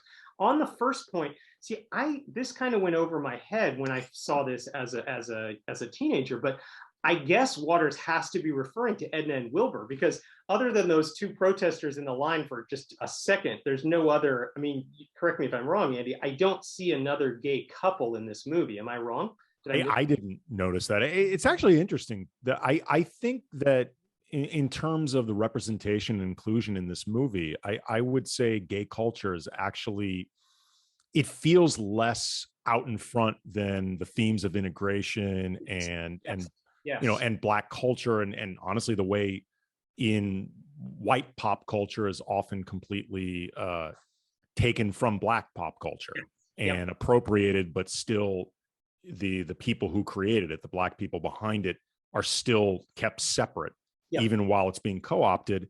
And also too, like Tracy and weight issues, that to me all felt actually more front and center Yes. than anything in terms of gay themes in this movie. No, I completely agree, which actually was why I was a little surprised to hear Waters say that we snuck gay marriage and teenage race mixing. Well, the teenage race mixing, I see what he meant, but the gay marriage. Oh, that one, yes, for sure. I mean, and I agree with you. The plus sizedness. I mean, this goes to show you that sometimes somebody from a marginalized group can be the best ally for somebody in a different marginalized group, and I think that message rings loudly. Like, oh yeah. I mean that. And that's great, because a movie like this is what we mean when we say intersectional. We say, you know, that she cares, you know, so that's, I think that part's great. So I'd say, Andy, I went after hearing about Waters saying that, I went back and looked and I said, okay, well, so all right, Edna presents as a woman and is referenced with female pronouns. We're not told Edna's gender, but it sounds as if Waters is actually inviting us to read Edna as a man living as a woman, which is a kind of a radical reality for 1962 or even 1988 for a film industry that hadn't presented anything similar. I wanted to quickly mention that in a previous podcast, I lamented that outside of Boys in the Band, Hollywood, and here I do actually include John Waters, didn't really present any normal, non-monstrous gay people prior to the AIDS crisis. What I meant that they could have done like a remake of La Cage aux Folles. They did eventually do that, but not till 96. What they could have done is in the 70s or early 80s, they could have just had gay people hanging around reading the paper, not being monsters like in John Waters movies or in Rocky Horror or Dog Day Afternoon. Right. Or whatever. They could have done that. Certainly, you know, the Hays Code wasn't restricting them anymore from doing that. They just didn't feel like it. And I also mentioned that in another podcast, this was a separate one, I noted that how, unlike the contemporary projects, Victor Victoria, Bosom Buddies, and Tootsie, Barbara Streisand's Yentl, she doesn't give the heterosexual audience the satisfaction of an eventual straight coupling, kind of like Louis Anderson in Baskets. You know, instead insisting that Yentl is something else actually at the end of that movie. So to me, Divine's role as Edna, now that I thought about it a little bit, does kind of combine both of these concerns. So I actually, even though I'm with you, Andy, that I didn't really notice that this movie espoused gay marriage, but in retrospect, having Jerry Stiller's hand on Divine's hand in those scenes, it was a little something, it was kind of new. They were kind of sitting around reading the paper. They were kind of just being normal. They were kind of living like a queer couple in a way. You know what I mean? Like, I think it's hard to know or hard to recognize it in the moment just because Divine was part of John Waters's troupe. Yeah. So it feels Dreamlanders, yeah. Just it just sort of feels like this is who he would put in this role. Mm-hmm. Like if it had been a different filmmaker or John Waters had not used Divine in the past, it might have felt more overt. But because this was someone that he had worked with so many times, it just, if you know anything about John Waters's career, it would just feel like, oh yeah, he's using Divine. Yeah, that's a really good point.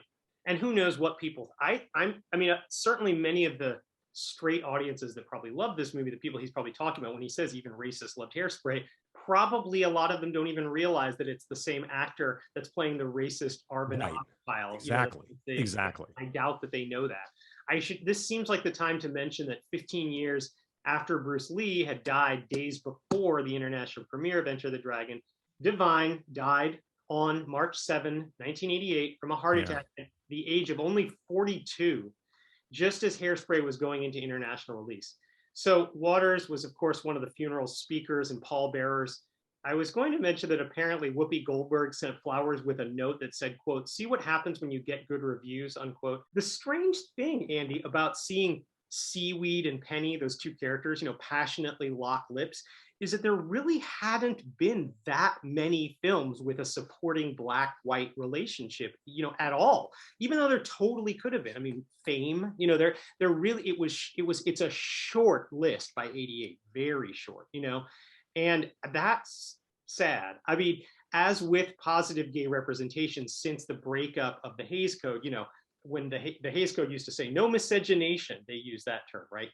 Right. Now Hollywood didn't. So basically, when that code broke up after the mid '60s, Hollywood could have had a bunch of black-white romance films. They didn't, for whatever reason, and it wasn't just mainstream Hollywood. John Waters' peers on the independent film scene, like Woody Allen, David Lynch, Jim Jarmusch, the Coen brothers, they weren't helping that. Not then. I don't know what.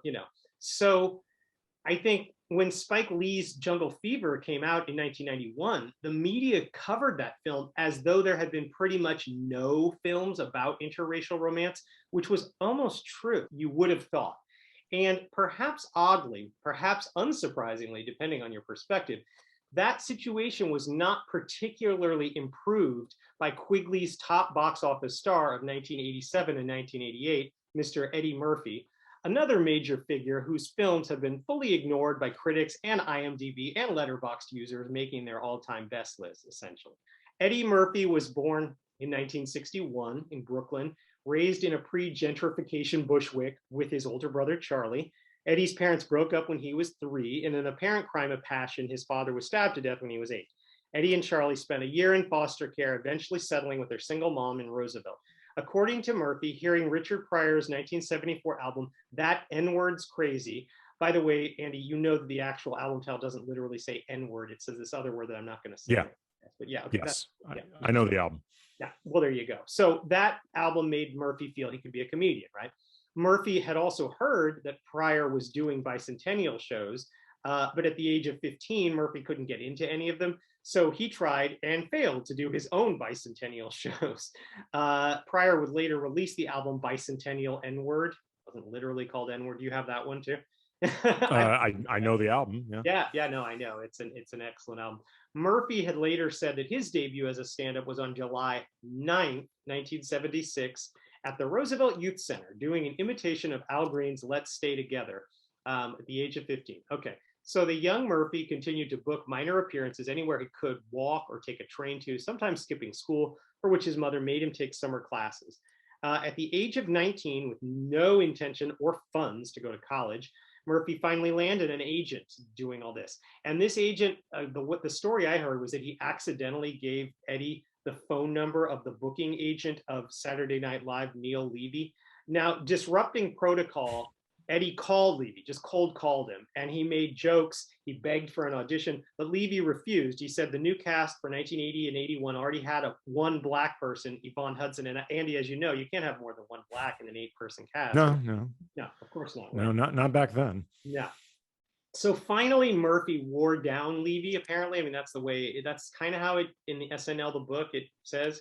So Levy loved Eddie's audition and passed Murphy's tape on to Gene Dumanian, who had the unenviable task of trying to maintain Saturday Night Live just after the departure of Lorne Michaels and all the original cast members and most of the budget. They cut the budget by like 2/3. So Murphy, like all of the new cast members, was basically willing to work cheap for nothing, right? And Murphy was brought on in late 1980 as an occasional featured player. Because of SNL the book and other like books, there's all this documentation of what happened. I don't want to get into all the drama between Dumanian and NBC and Dick Ebersol during the following 2 years, but I think it is important, Andy, to say the shortest possible version, which is that several times the show was very, very close to cancellation, but that Eddie Murphy saved the show with a little help from Joe Piscopo, but basically Eddie Murphy saved the show. I think that's important to say. Yes, absolutely.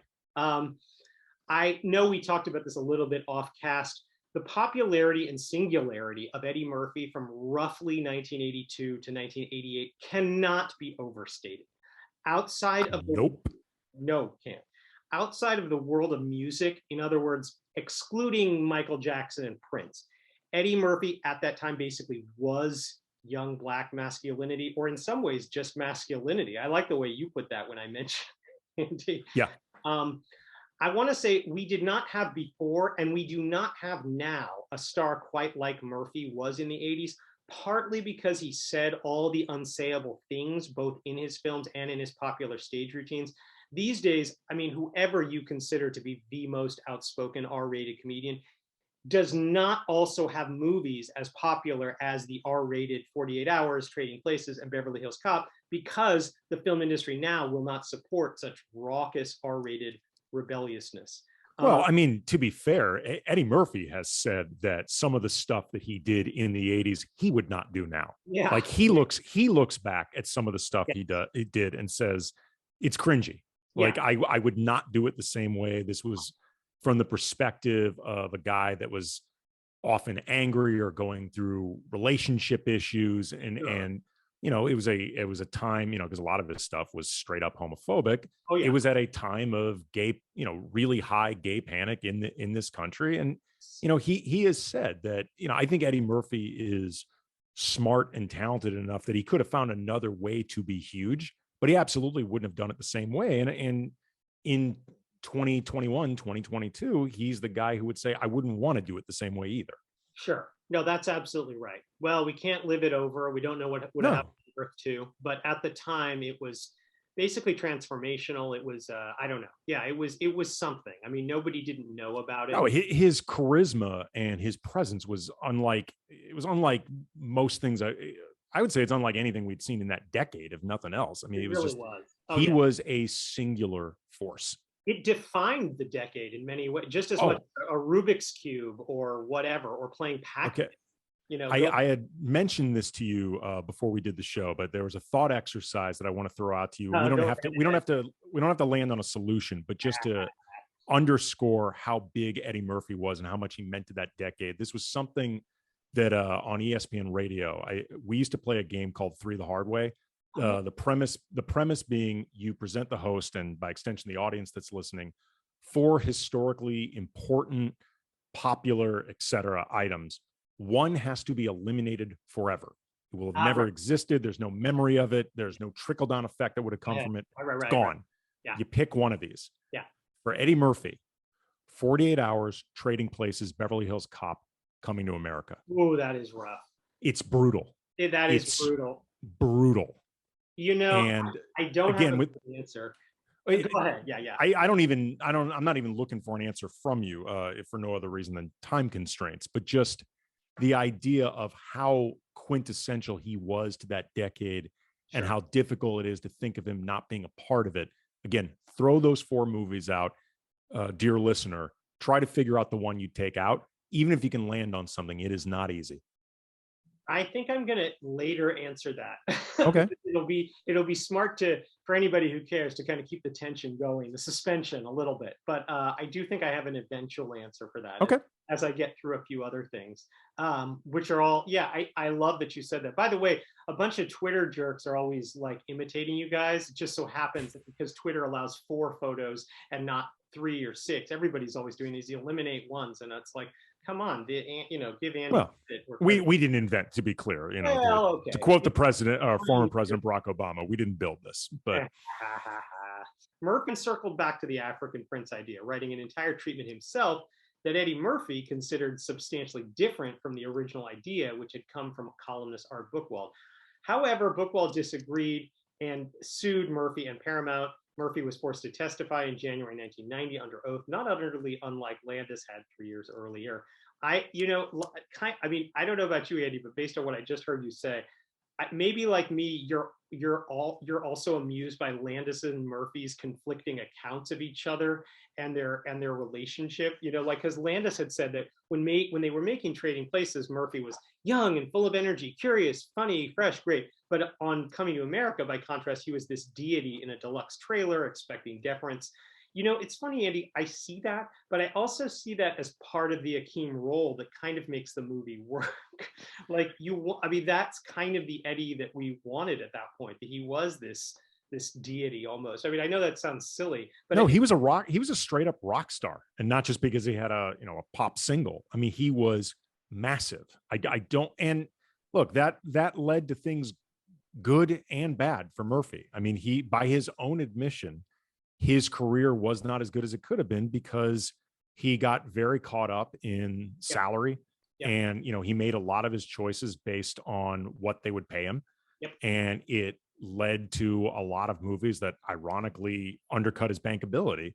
And, Murphy, by his own admission, got kind of fat and happy, and that has infested a lot of his career since its height. The flip side is you'll see these moments, ever since his absolute, I'd say, peak, which was right around Coming to America, with like a Bowfinger, or a few years ago with Dolomite Is My Name, or what he did in Dreamgirls, where he can do when he wants to. Well, just when he was fully committed.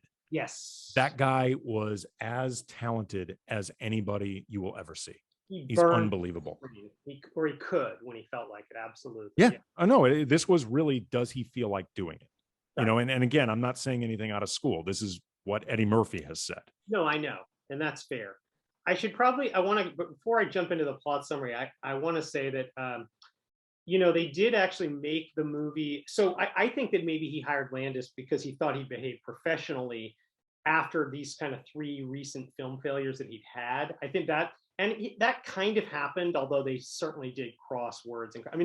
But the shoot did go, except for the 2 of them fighting, the shoot otherwise went well. It was principal photography. It was 3 months, first 3 months of '88 in New York City. The real Queens Boulevard Wendy's, a real Queens Boulevard Wendy's substituted for McDowell's. I didn't know that before researching this. I thought that was great. I thought Rick Baker did some of his best makeup work in designing these different character faces for Murphy and his co-star Arsenio Hall, setting the tone for Murphy's future forays into films playing multiple characters. That wasn't something he'd done before, so I think Rick Baker deserves a little bit of a shout out there. I also want to say that it's a reasonable question. Why is Coming to America on this list? I don't know if you exactly asked it off cast, but to me, I thought you sort of did. I wanted to say that as a footnote, I did actually consider putting 48 Hours, Trading Places, and or Beverly Hills Cop on this list. I love them all for different reasons. I believe the true cineasts should know them, even if the major critical and fan site list makers keep ignoring them. But again, as I've said before, the C list is an introduction, not a catalog. I didn't feel like I could support more than one Murphy film of the 80s. And Coming to America was the highest grossing all Black film for 30 years. Let me say that in another way. At $128 million in North America and about $300 million worldwide, at a time when Black movies were considered box office poison internationally. And that's important too. Coming to America was the highest grossing all Black film until Black Panther. And arguably, it also represented a bit of a shark jump or a pivot for the Murphy persona, for good and ill, which I suspect, Andy, you would have more to say about after maybe we do the plot summary. Sure. That's how good, yeah. Okay, well, in that case, Coming to America brings us over the Paramount Mountain logo and into the lush, verdant savanna of Zamunda and its capital castle, where Crown Prince Akeem Jaffer is awoken by a team of violinists, 3 beautiful rose petal bearers, and his aide, Oha, who wishes him a happy birthday, but still won't let him go to the bathroom alone, as we cut to Akeem in a large pool from which a lovely royal bather emerges saying, quote, "The royal penis is clean," unquote. At an opulent breakfast with his parents, King Joffrey and Queen Aeolian, Akeem complains about all the rose bearing and pampering and sheltering and bride arranging, but the queen assures him she was nauseous when she first met the king, and the king assures Akeem there's a fine line between love and nausea. The ingratiating Semi arrives to take Akeem to his daily pole fighting, where Semi questions any wife but a slave, and Akeem replies, if you love a woman, you want her opinion.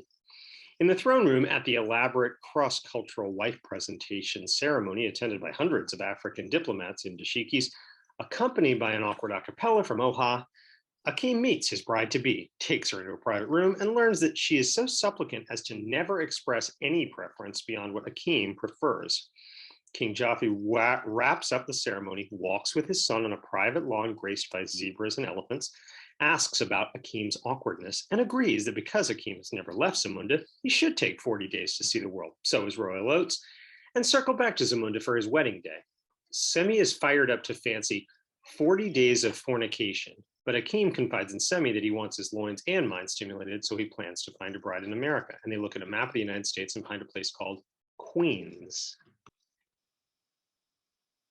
As they arrive at New York's airport, Akeem reminds Semi that they must appear to be African students who are no richer than anyone else, as they are trailed by their porters wheeling a dozen large trunks that somehow get placed in and on their taxi cab, whose driver is incredulous but agrees to take them to the most common part of Queens, where their trunks get stolen the moment that Akeem and Semi are distracted by what Akeem calls meager accommodations, which is a room with rats, bloodstains, spring pot mattresses, and chalk outlines. At a local barber shop, we meet colorful characters, including the owner, Clarence, considering sports stars in blackness when Akeem walks in, asks for a haircut, explains he's been growing his braid since birth, asks to look neat, and sees Clarence cut nothing but the braid and say, "That'll be $8." Not dressed like Americans, Akeem and Semi go to bars in a reverse gender salute to the dogs vignette of She's Gotta Have It, showing a series of fallible women, ending with a man in drag saying, "I want to tear you apart, and your friend too." Yeah. At a large auditorium hosting hundreds for Black Awareness Week, Akeem and Semi watch as Reverend Brown celebrates and ogles 7 bikini-clad women and introduces the band Sexual Chocolate, fronted by Randy Watson, whose atonal performance of The Greatest Love of All fails to impress the crowd as much as young professional Lisa McDowell, who asks for contributions to help Lincoln Park and gets a big wad of money from Akeem. Cued by Brown's plug of Lisa's father's business, Akeem and Semi get entry-level jobs at McDowell's, where owner Cleo McDowell rather unconvincingly explains differences between his restaurant and McDonald's. Akeem mops floors near the executive office of Lisa, cheerfully introduces himself as the new supervisor of garbage, and beams, "When you think of garbage, think of Akeem." The heir to the Jerry Curl generating Soul Glow empire, Daryl, turns up in a sports car, accepts Cleo's pretty strawberry shake, kisses Lisa, pretends to have given Akeem's money to the collection plate, and throws what's left of the shake at Akeem, causing Semi to laugh at the pink spilled all over Akeem. After Akeem anonymously gives Lisa $500,000 earrings, Lisa and her sister Patrice invite Akeem to a St. John's basketball game, where Lisa and Daryl see a random Zamundan citizen fawn all over Akeem, asking who that was, and Akeem replies, "Just a man I met in the bathroom." At McDowell's, a rough man in a shotgun attempts a robbery, but Akeem uses his mop and pole skills and assistance from Semi to disarm and desist the thief, daze Lisa, and impress Cleo enough to invite the African twosome to a party at his expensive house in Jamaica Estates, where Semi is made to valet and Akeem to tend bar. Amongst the dozens of partygoers, Cleo gathers Daryl's parents to make a big announcement that Daryl and Lisa are engaged. And in an echo of Akeem in Africa, Lisa pulls Daryl into a private room to express her objections at being ambushed.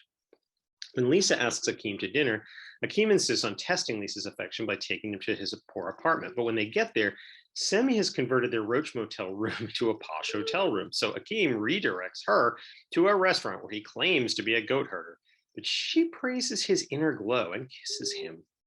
Wearing a sash made of lion, King Joffrey arrives, leaves rose petals on the barbershop floor, sees an employee of the month plaque telling him his son works, browbeats and blames Semi, and punishes Semi with confinement at their royal suite at the Waldorf, where a royal bather can work him thoroughly.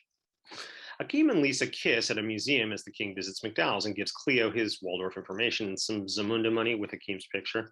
After Akeem takes Lisa home, Cleo insists that the two stay as he surreptitiously calls for the king at the Waldorf. But Akeem scoots off home, where he finds Semi's note, leading him to the Waldorf, where he finds Semi having a royal bath.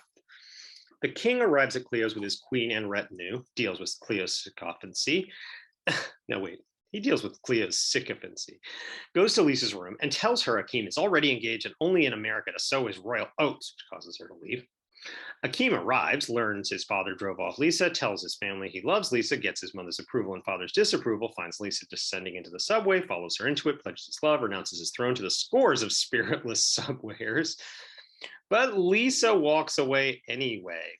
In the cab on the way to the airport, the king says she said no, and besides, who is he to challenge tradition? So the queen replies, "I thought you were the king."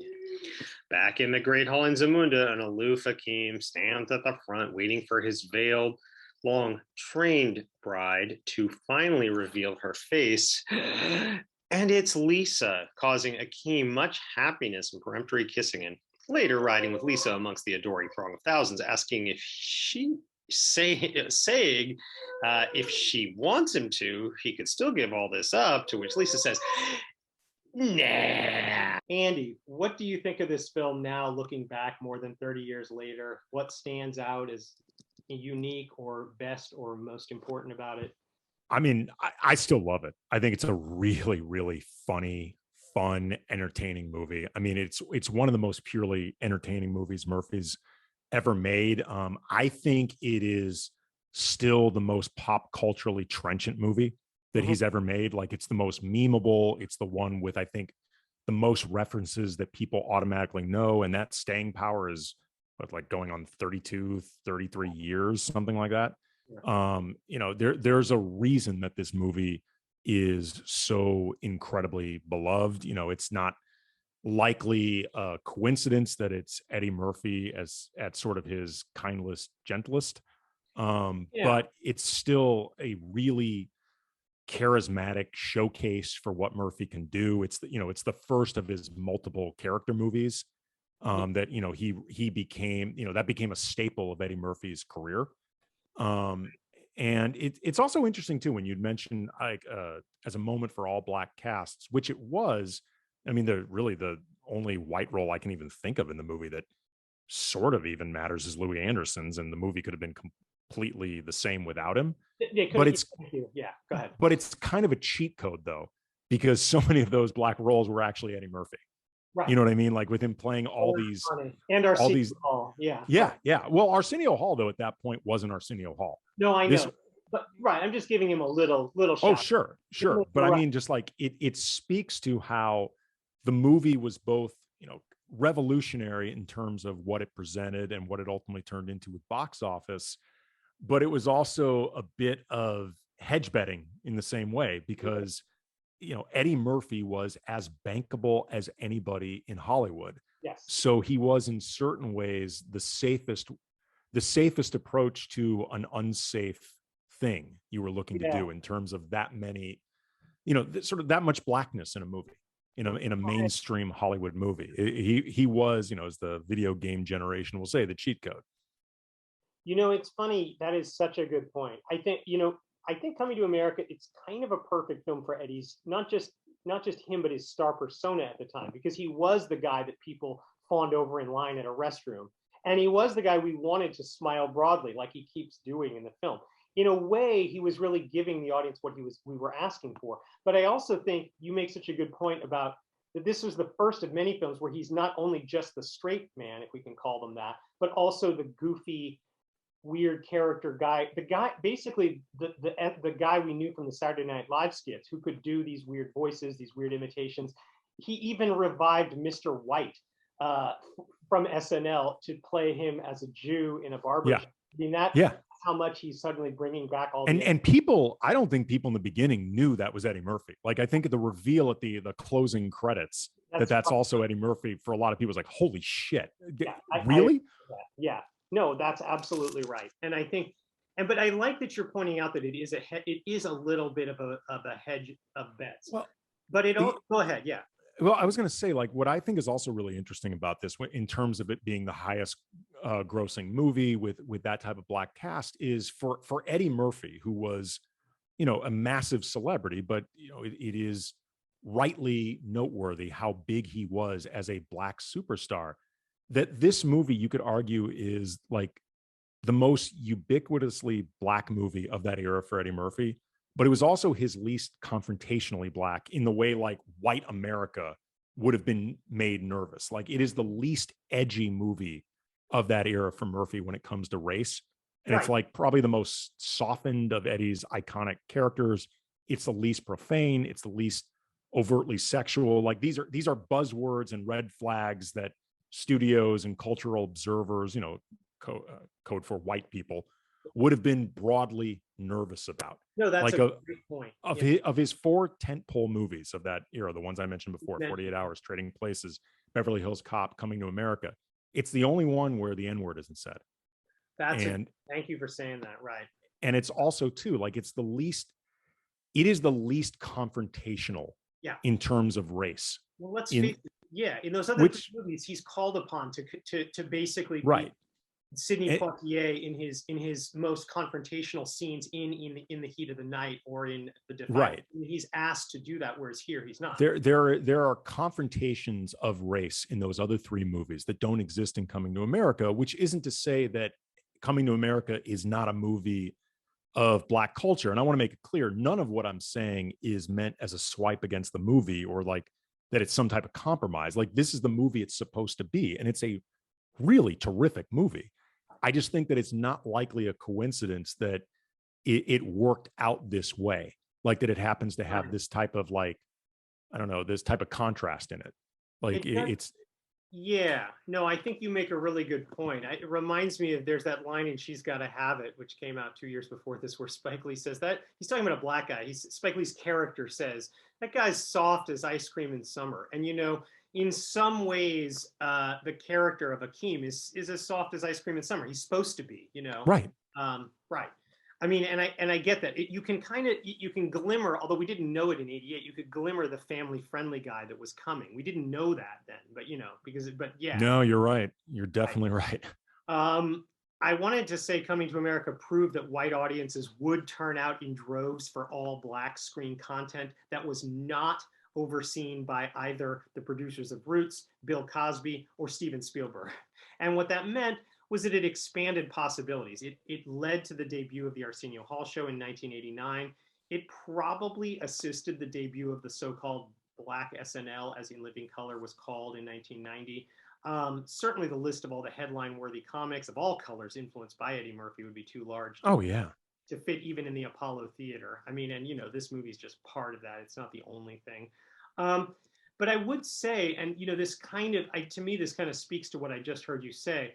There was something about the fact that Coming to America was released on June 29th, 1988, one day after the release of Public Enemy's second album, It Takes a Nation of Millions to Hold Us Back, and 2 weeks before NWA's single Straight Outta Compton, which was the title track of an album released about a month later, Straight Outta Compton. Now, Straight Outta Compton.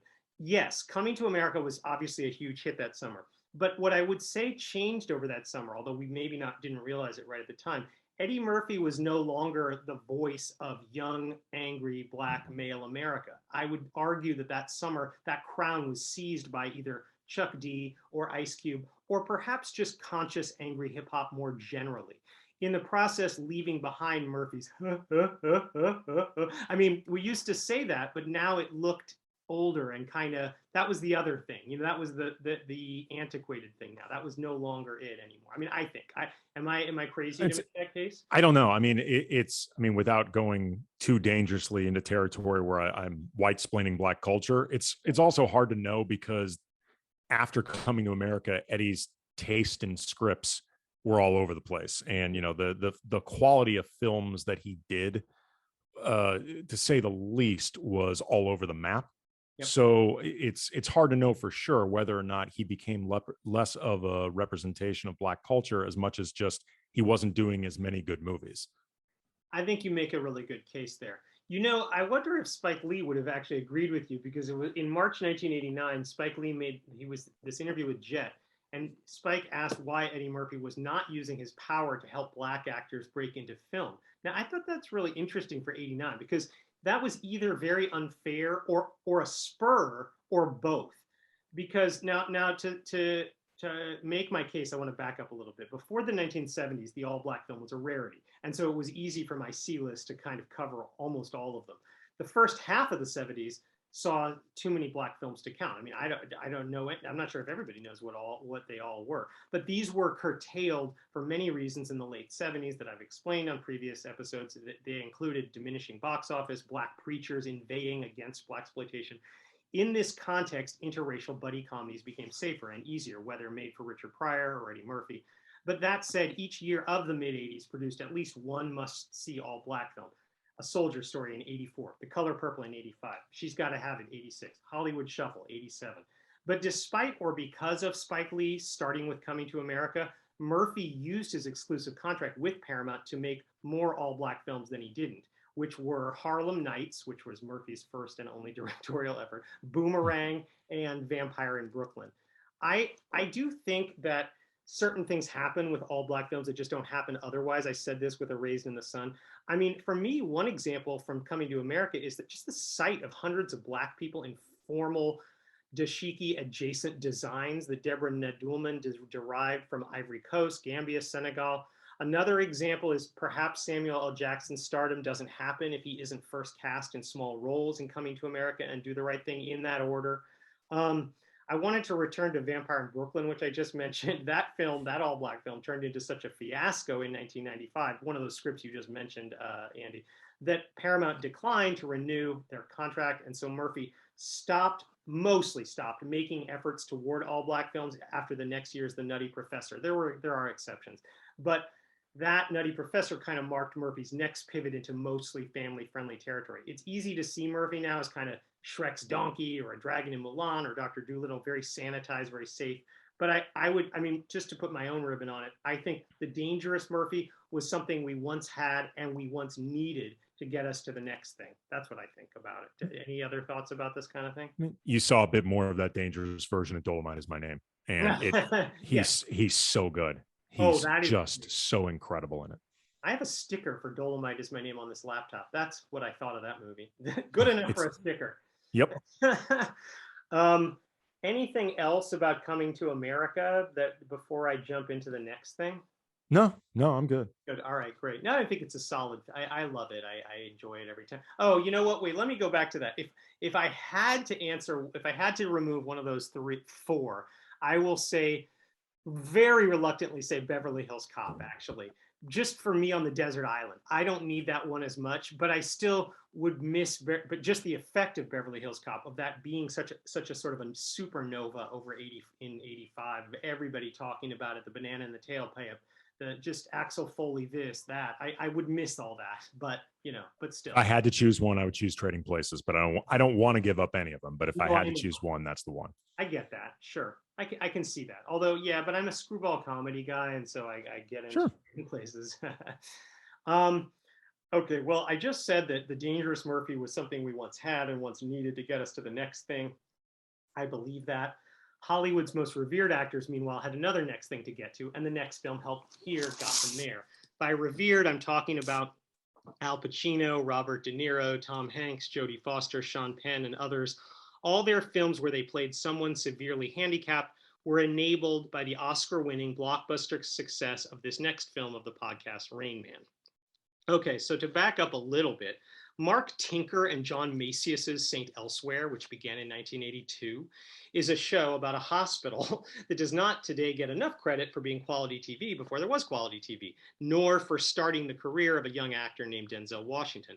The first billed actor on that show was named Ed Flanders. Yes, I said that correctly. Ed Flanders, playing a character named Dr. Donald Westfall, whom a year into the show is revealed to have a preteen son named Tommy Westfall, played by future queer advocate Chad Allen, with a condition that had basically never been seen before on TV called autism.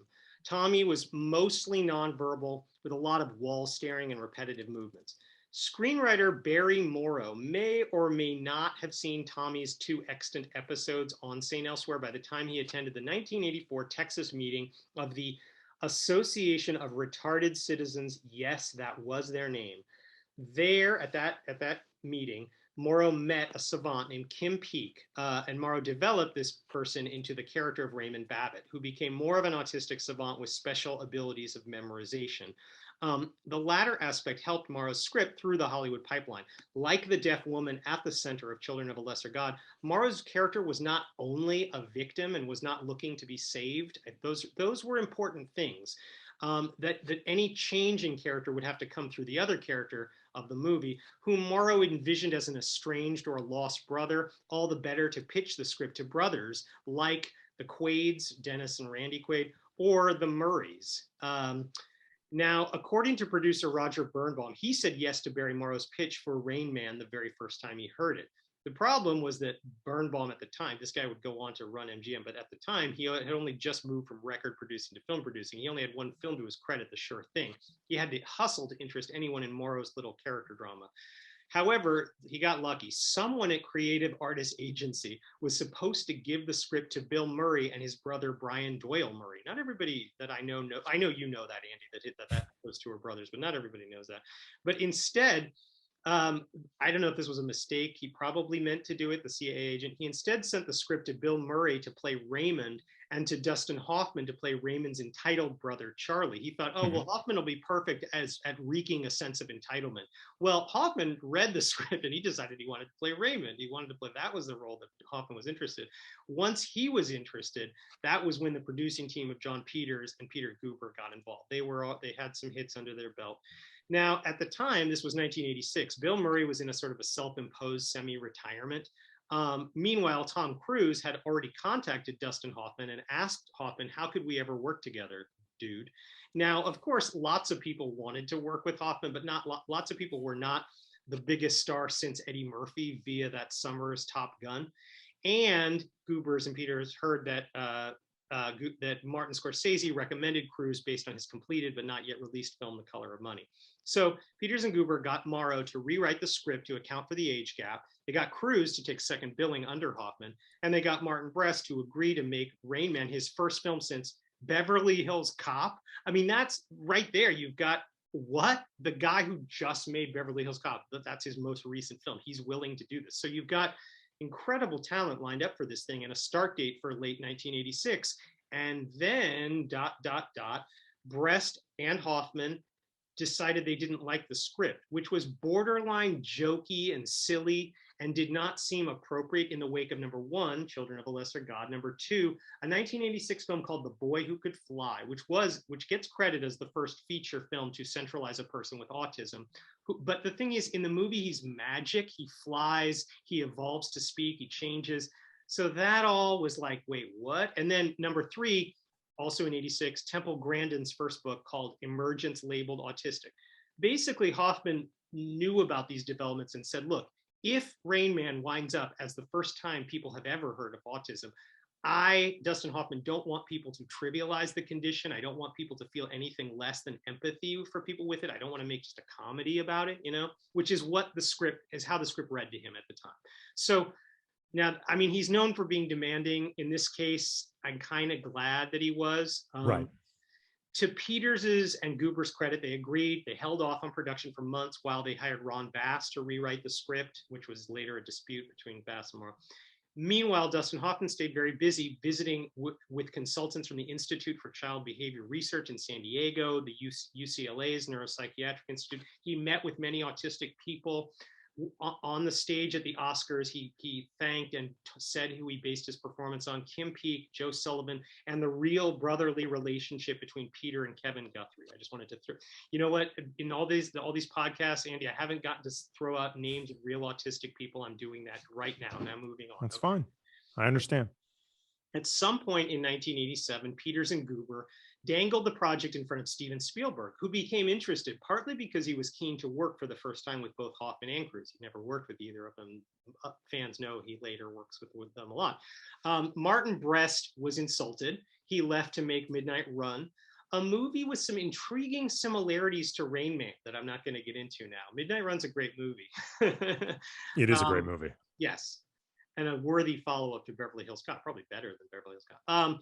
Months into the process, however, Spielberg decided he wasn't quite the right director for the material of Rain Man. He might have feared more color purple-like reviews of wrapping everything up too neatly. He probably would have been cursed with those reviews. But before Spielberg left the production, he handed it over to his friend Sidney Pollack, who was a recent Oscar winner for Out of Africa, and he obviously had a relationship with Hoffman from Tootsie. Working with Guber and Peters, Pollack finalized Bass's rewrites of Morrow's script, finalized the locations, and even figured out which role he'd play, similar to how Hoffman had insisted he play a role in Tootsie. Okay, now I couldn't find, Andy, in my research what exact words were said to who in early 1988, but for some reason Pollack left production, leaving Guber and Peters 9 weeks to find a director. Hoffman and Cruise were totally committed. They were going to do this, but they did not want to work. They didn't want to direct it themselves, and they didn't want to work for a rookie. They didn't want to work for an indie director. They didn't want to work for anybody already attached to the production.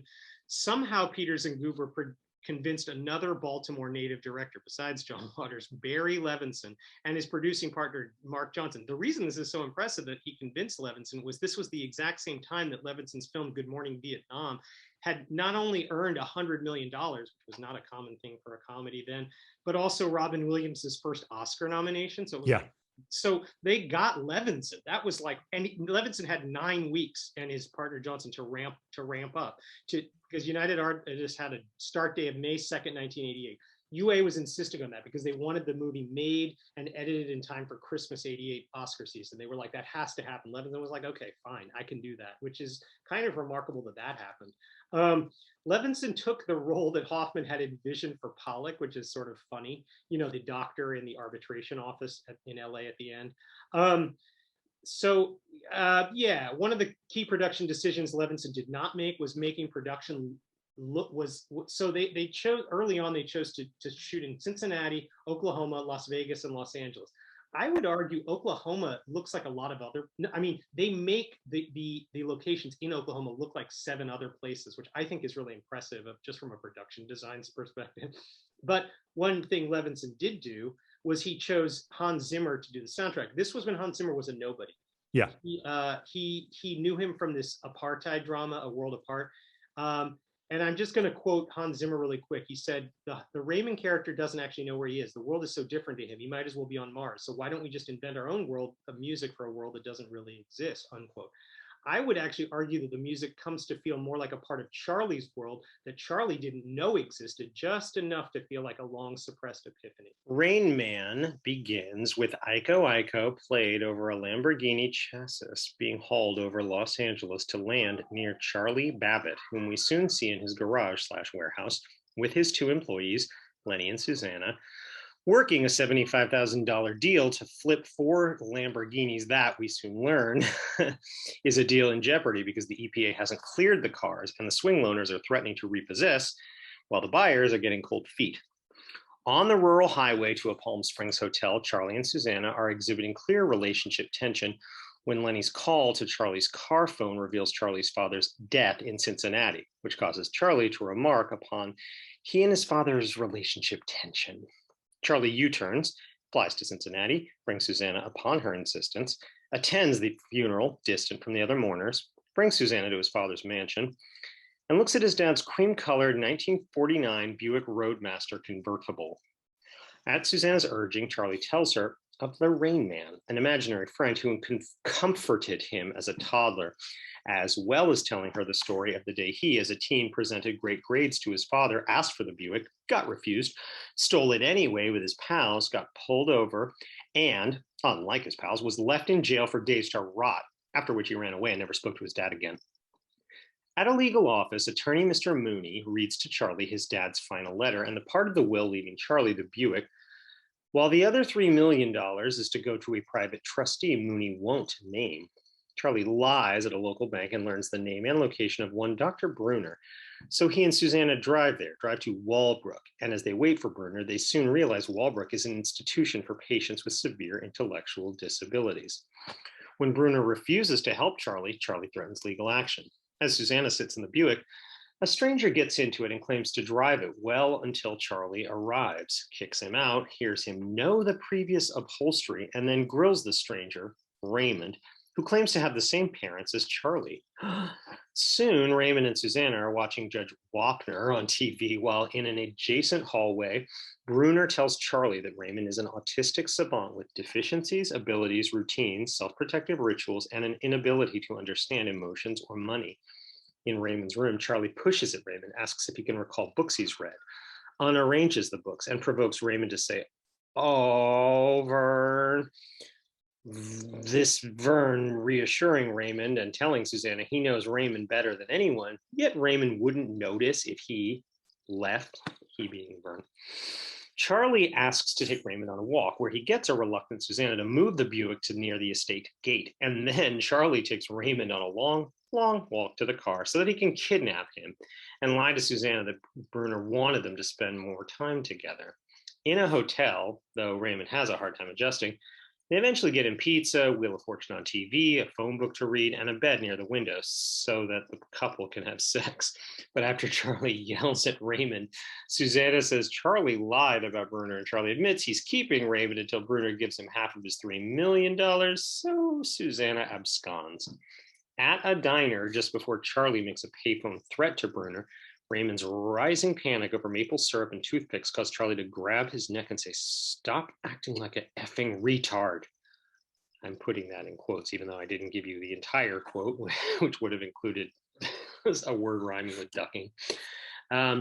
Ray notes this in his serious injury journal while the waitress spills the box of toothpicks, and Ray correctly counts all 246 on the floor within seconds. At the airport, when Charlie demands that Ray get on their flight to LA, flight phobic Ray has a self-abusing full-blown panic attack, so Charlie angrily concedes they'll have to drive to LA. On the highway at night, the brothers are held up by an accident, so Raymond worries over their safety and will only walk. So Charlie considers giving up and leaving Ray by the road, but instead takes him along a back road. At a hotel in Missouri, Ray refuses to leave while it rains, so Charlie makes phone calls and labors to provide substitutes for Ray's routines. Driving top down on a rural Heartland road, Ray insists that he needs underwear from Kmart in Cincinnati, causing Charlie to stop the car, get out, and have his own kind of panic attack, yelling, quote, "I think this autism is a bunch of shit, because you can't tell me that you're not in there somewhere," unquote. Parked in a small town looking for a psychiatrist, Charlie, on a payphone, loses Ray, and in a possible callback to the movie Midnight Cowboy, Raymond crosses the street at the walk, but stops at the don't walk that begins before he's crossed, so people honk at him blocking traffic until Charlie finally pulls him away. In a psychiatrist's office, the doctor tests Ray's calculator-esque skills and declares Raymond to be very high-functioning. So Charlie interprets the doctor's advice as, quote, "So I just got to deal with this stuff," unquote. With Ray panicking over missing Wapner in the middle of nowhere, Charlie knocks on a door, lies to the woman about being from the Nielsen Company, gets discovered, begs, pushes, and watches as Ray watches Wapner with this family. At that night's cheap motel, Ray's stray comment causes Charlie to realize Raymond was his childhood Rain Man who sang the Beatles to him. But Ray's panic attack at Bathwater makes Charlie realize Ray was institutionalized because, quote, "they thought you'd hurt me," unquote, as Ray mutters to himself, quote, never heard Charlie Babbitt, unquote.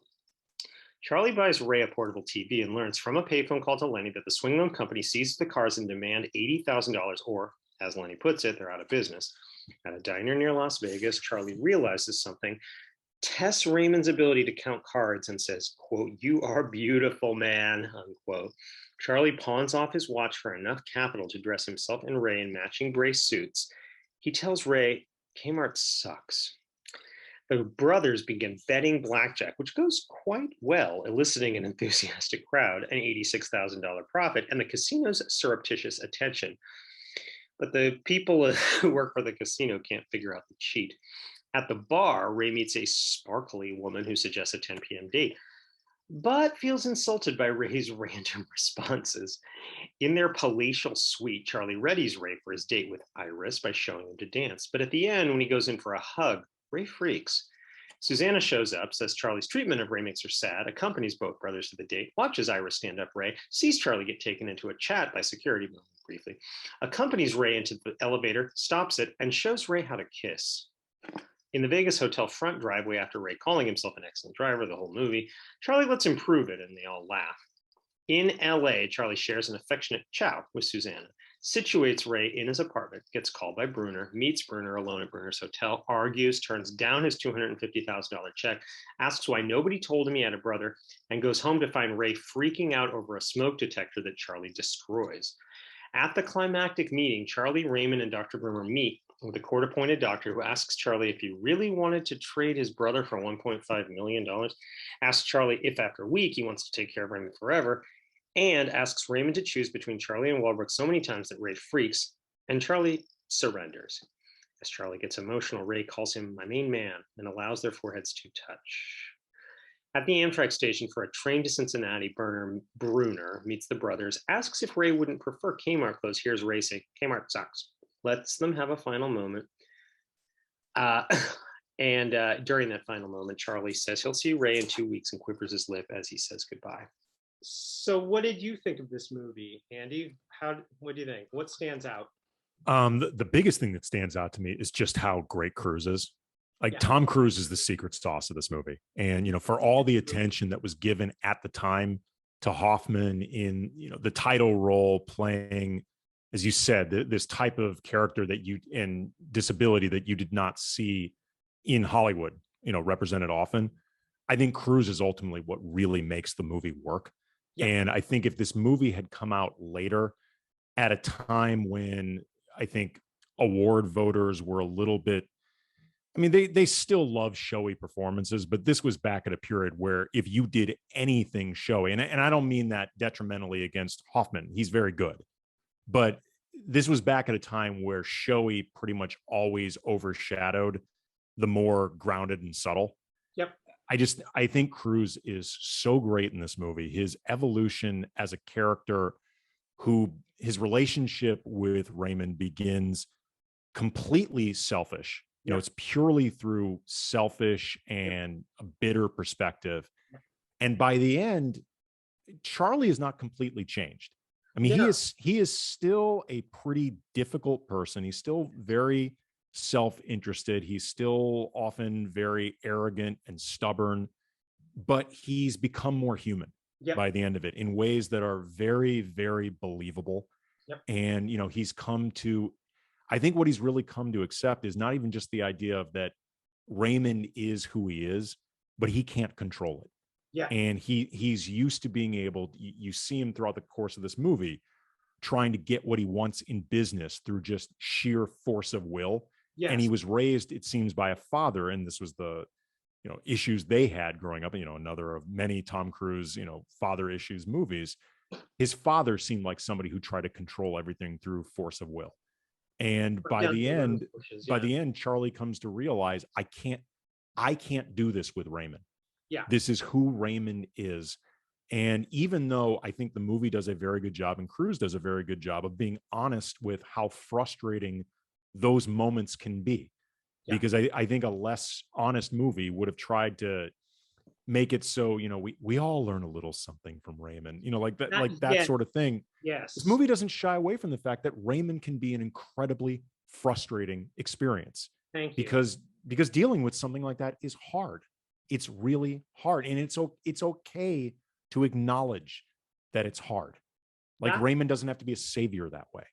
That was the problem with The Boy Who Could Fly, and even a little bit with St. Elsewhere, was you have the narrative momentum. The character has to change just a little bit. And arguably, actually, there is the line, Kmart sucks, right at the end, which kind of shows that maybe he learned a little bit from his brother. But sure. It's not, it's enough. Everything you just said holds up. My point being that, like, Raymond does not change the way that Hollywood characters normally change in a movie like that. And it's brave on that level. And for that matter too, I don't think Charlie changes the way a lot of times Hollywood characters would either. It's a really uniquely told story. I think it's a terrific movie, but I think the storytelling in it particular, I think it's hard to maybe appreciate this now because the movie's become so iconic, in some ways parodied and things like that. Sure, it's a pretty unusual presentation. It is that. Yes. No, I agree with you. Everything you just said is right. I have to mention that watching it for this podcast was literally the first time I've seen it in full since my first son was born 12 years ago. He was diagnosed with severe autism at the age of 2. He's never spoken. He's far lower functioning than Raymond. Also, he has a neurotypical younger brother. I actually only realized like yesterday, Andy, that I may have named my only 2 kids after the 2 brothers in Rain Man, even though I switched the names and I slightly changed them. I'm not going to explain that further, but it was quite a stark realization. I would actually hesitate to try to summarize all my emotions around this film. It's not like it's just great and it's not like it's just problematic. To me, it's all that and much, much more. I mean, the only thing I could tell a person who's not a parent of a severely autistic kid about to try to summarize my emotions around Rain Man, picture maybe one very emotional week when you were a teenager at a summer camp. All those memories and feelings that churned and burned and left traces on you forever. That's Rain Man to me. It's not one thing, it's many things, and it just, that's all. I mean, it's interesting. I did in high school a term paper on autism. Go ahead. And I I don't remember for certain, but I have to imagine that as a teenager in high school in the late 80s, my decision to do that term paper was sparked by an interest in autism because of Rain Man. Sure. And the thing that I remember most about doing that term paper was all of my research kept leading back to, we don't know anything about autism. Yeah. Like there's so little about this that we actually know. And I think that's important to point out, just because however you feel about Hoffman's performance in terms of accuracy of autism, portrayal of it, all of that, Yeah. it has to be recognized through the lens of just, there was so much about autism that really was a mystery, Yes. you know, in this period in the 80s. Yes. And that can't be overlooked. Again, whether, even if you think the movie fails on that end, I don't, but I would understand where somebody might feel that way, I guess, or like, I'm not going to tell you as the father of an autistic child how to feel about this performance. I just think it's important to note that this was a period where, in a lot of ways, they were working from a place of mystery themselves. You know, about 5 years ago, I reunited with a college-educated friend who was honest enough to admit that everything she knew about autism came from Rain Man, right? College. Right. I mean, she was probably spurred by, well, I don't know, she wasn't as spurred by you, but as spurred as you were. I was going to say that Rain Man is a huge, huge enchilada in the autism community. It is both blamed for careless distortions and it's praised for awareness promotion. It's certainly not one thing or the other. I don't think it would help for me to haul out a heap of quotations from my community. I considered doing that for the podcast. Like, this is why it's wrong. This is why it's fine. I mean, ideally, you have a person like Dustin Hoffman creating more empathy. And I think in some case, and that's what actors often do, right? And I think, you know, if it works for you, that's working. If it doesn't, it isn't. And I get why. So I'm also not going to say anything to an autistic parent or somebody in the community who finds this, you know, a problem. But, you know, I think, again, at a time in '88 when the word autism, I mean, that's the thing is like, well, okay, this is when I want to say this. Rain Man was the highest grossing film released in 1988. I didn't know that. Right. It earned that title through its earnings in '89, right? It probably, the box office helped Rain Man win the Oscar for Best Picture. Probably that win was also aided by, you know, what they knew was going to be a win for Dustin Hoffman for lead actor, because like you said, showy. Early predictions all said that Dangerous Liaisons would win Best Picture, but the early predictions were wrong. I do think that there was more than that, though, into everybody doing these Raymond imitations in a sort of a pre-woke early 1989. I mean, I remember everybody saying, you know, 246 toothpicks and came up at the time, you know, but I do think that there was, I would say it was not just because they were trying to make fun of Hoffman or make fun of autism. I think there was, in that was a kind of an empathy with this new scary disease that people were just learning about for the first time. An empathy that honestly people should have had for AIDS 10 years earlier, but didn't. But okay, put that to the side. It was people trying, I think. I mean, I might be seeing it through rose-colored glasses, but I do think something like this can, you know, it can be really good for the disabled community. It can. I mean, I think intentionality matters. Yeah. You know, and intentionality, I think, matters as much as whether or not you hit the bullseye. And obviously, you have to be held accountable for however you stick the landing and the execution along the way. But I think that's ultimately as much about how you look at it as a film. I think in terms of how, for lack of a better way of putting it, upset somebody may get about it, I do think intentionality matters. Yeah. And this was a movie, I think, that had very good intentionality behind it. It seems like, from everything, both that you see on screen, but also that you read about it. And I do think that should count for something. That doesn't necessarily mean that if you think there's a lot of it that is either misleading or misexecuted, okay, and that's fine to point out. And if you think there is damage that may have eventually come from this movie, okay. I mean, I understand where somebody might feel that way. Again, I think it's really important to remember, just above everything else, how little was actually known about autism. You could maybe make the argument that so little was known about it, they weren't in a place to make the movie in the first place. Sure. Yeah. But they made it. And with that in mind, I do think that they attempted to go about this in a way that was very empathetic and very thought-provoking. Thank you. Yep, I'll 100% agree. I want to say that whenever Rain Man, well, wherever Rain Man lands on the, well, I'm not gonna say spectrum. Okay, wherever Rain Man is on the best of films, it's certainly as influential a film as any when it comes to the disabled. After Rain Man's box office and 4 Oscars were followed the next year by Daniel Day-Lewis's surprising win as the cerebral palsy afflicted lead character of My Left Foot, which is a great film with no place on this C list because it's an American film. After those 2 wins, playing a severely disabled person became kind of the 1990s version of Hamlet, with Robert De Niro playing such a role in Awakenings, Al Pacino following suit in Scent of a Woman, and Tom Hanks to some degree in Forrest Gump. This minor trend gave rise to a joke by the very unwoke character played by Robert Downey Jr. in Tropic Thunder when he said, quote, "You never go full retard," unquote. That said, ever since those post-Rain Man days, there have been groups like Wry Crips, WRY space CRIPS. I'll just give them a little shout out. These are the kinds of groups that have vocally objected to abled persons playing disabled people. Anybody, now this is where we can expand this to all the movies we ever talk about on this list. Anybody from a marginalized community knows the familiar refrain. How much work did the production do to find an actor who was actually of the community? Was no one else available? Now, what I would say is the irony or the painful reality. Rain Man, arrived 2 years after deaf Marlee Matlin won an Oscar for playing a deaf person in a role that Meryl Streep might have had if a few other things had gone differently. So in other words, that counterexample was sitting right there, mostly unheeded for decades because of Rain Man. As somebody, I think I'm in the community, I would say that it would be hard for someone who's actually as afflicted as Raymond to play Raymond.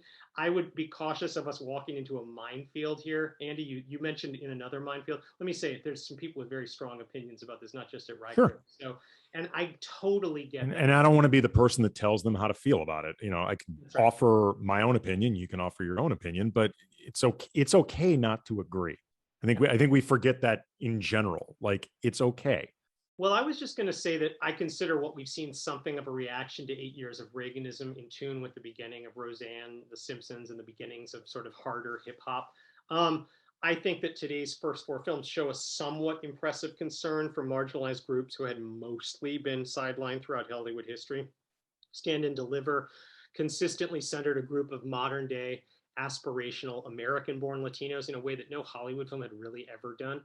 Rain Man expanded American understanding of autism. It reinvigorated a subgenre of films about disability. Coming to America represented America's biggest Black movie stars pivot to all Black films, of which there were still very few in the 80s, and of which this film signified success in a manner that no other all-ethnic film, not just all Black, but any all-ethnic film, right, succeeded until Black Panther. And then I want to say Hairspray and the only other previously mentioned canonized film from 1988, which is Die Hard. They're both sort of impressively intersectional in a manner that was relatively rare in the 80s.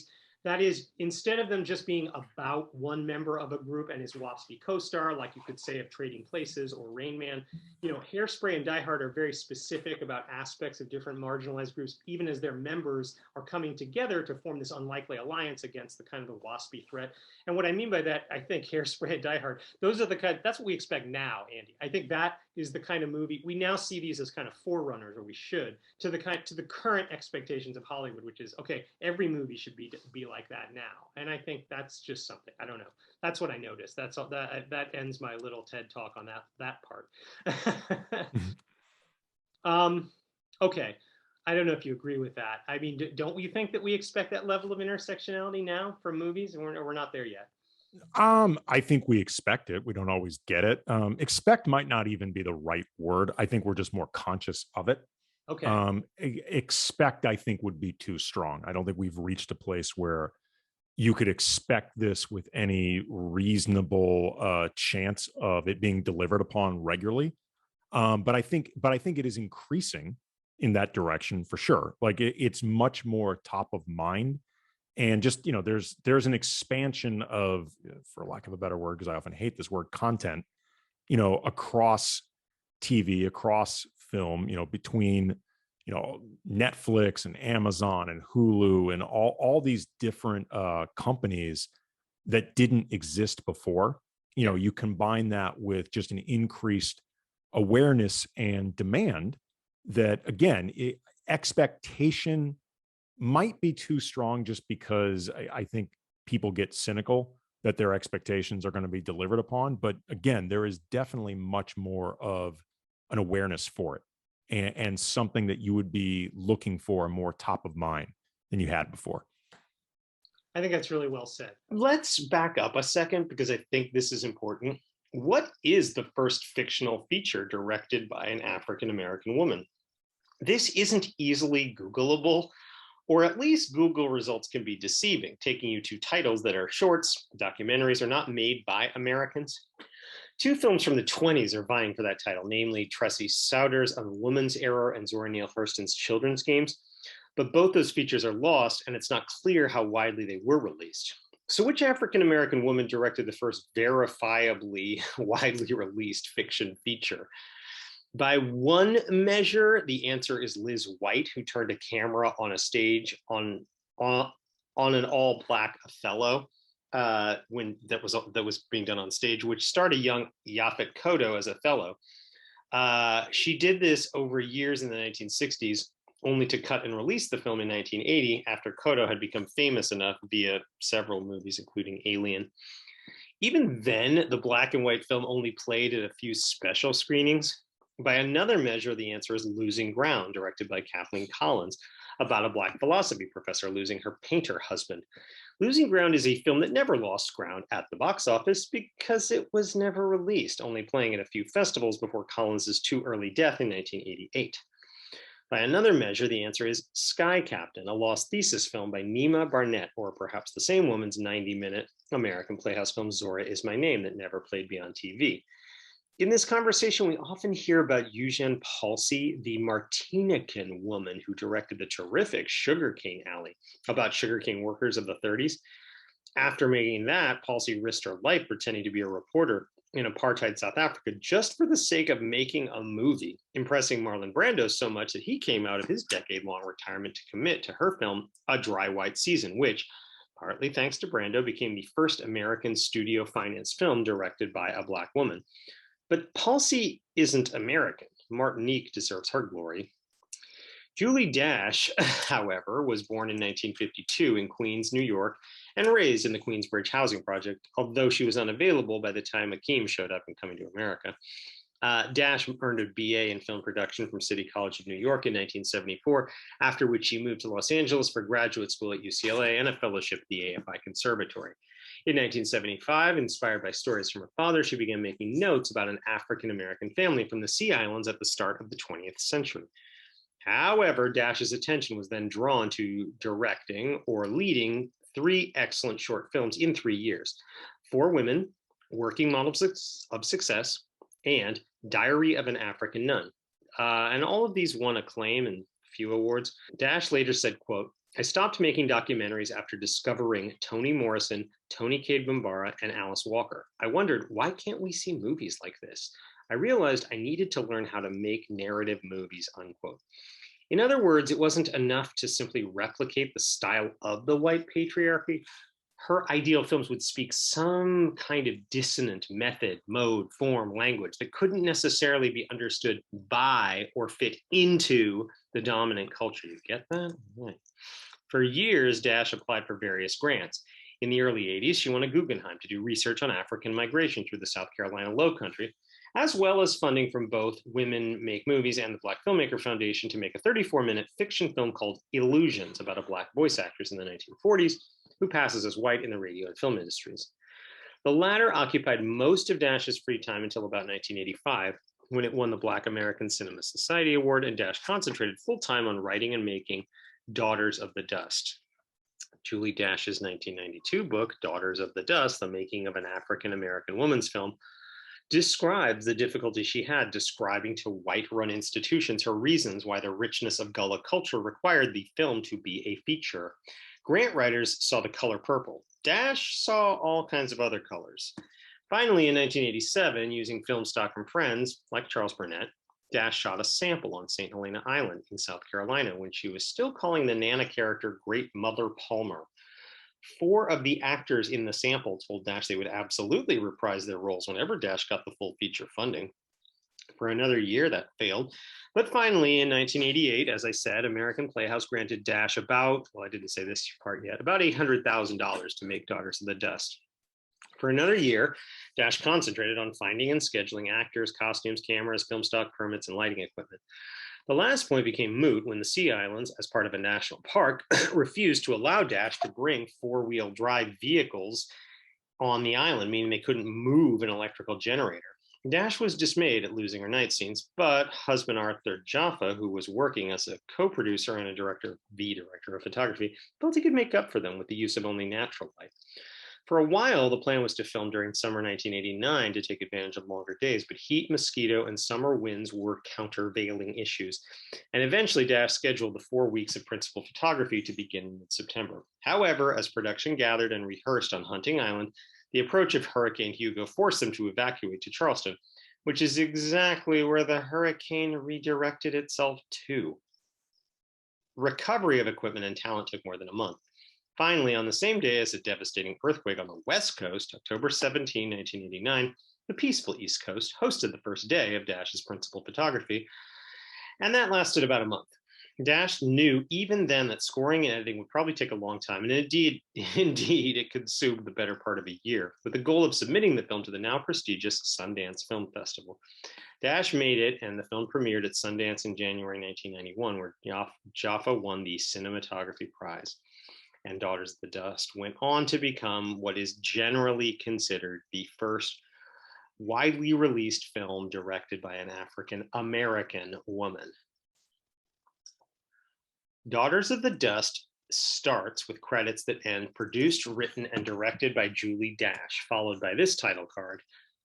At the turn of the century, Sea Island Gullahs, descendants of African captives, remained isolated from the mainland of South Carolina and Georgia. As a result of their isolation, the Gullah created and maintained a distinctive, imaginative, and original African American culture. Gullah communities recalled, remembered, and recollected much of what their ancestors brought with them from Africa, unquote. Over abstract visuals, Nana Pazant calls herself honored, scorned, whore, holy, wife, virgin, and, quote, the silence you cannot understand, unquote. Twilight extreme long shots of what a title card calls Ebo Landing, the Sea Islands of the South, show us. I gotta do that part again. Twilight extreme long shots present what a title card calls Ebo Landing, the Sea Islands of the South in 1902. In a rowboat approaching the island, Viola introduces her photographer, Mr. Sneed, to Yellow Mary, who laughs with her companion Trula, who appears yellower than her. A yellow female, oh my God. I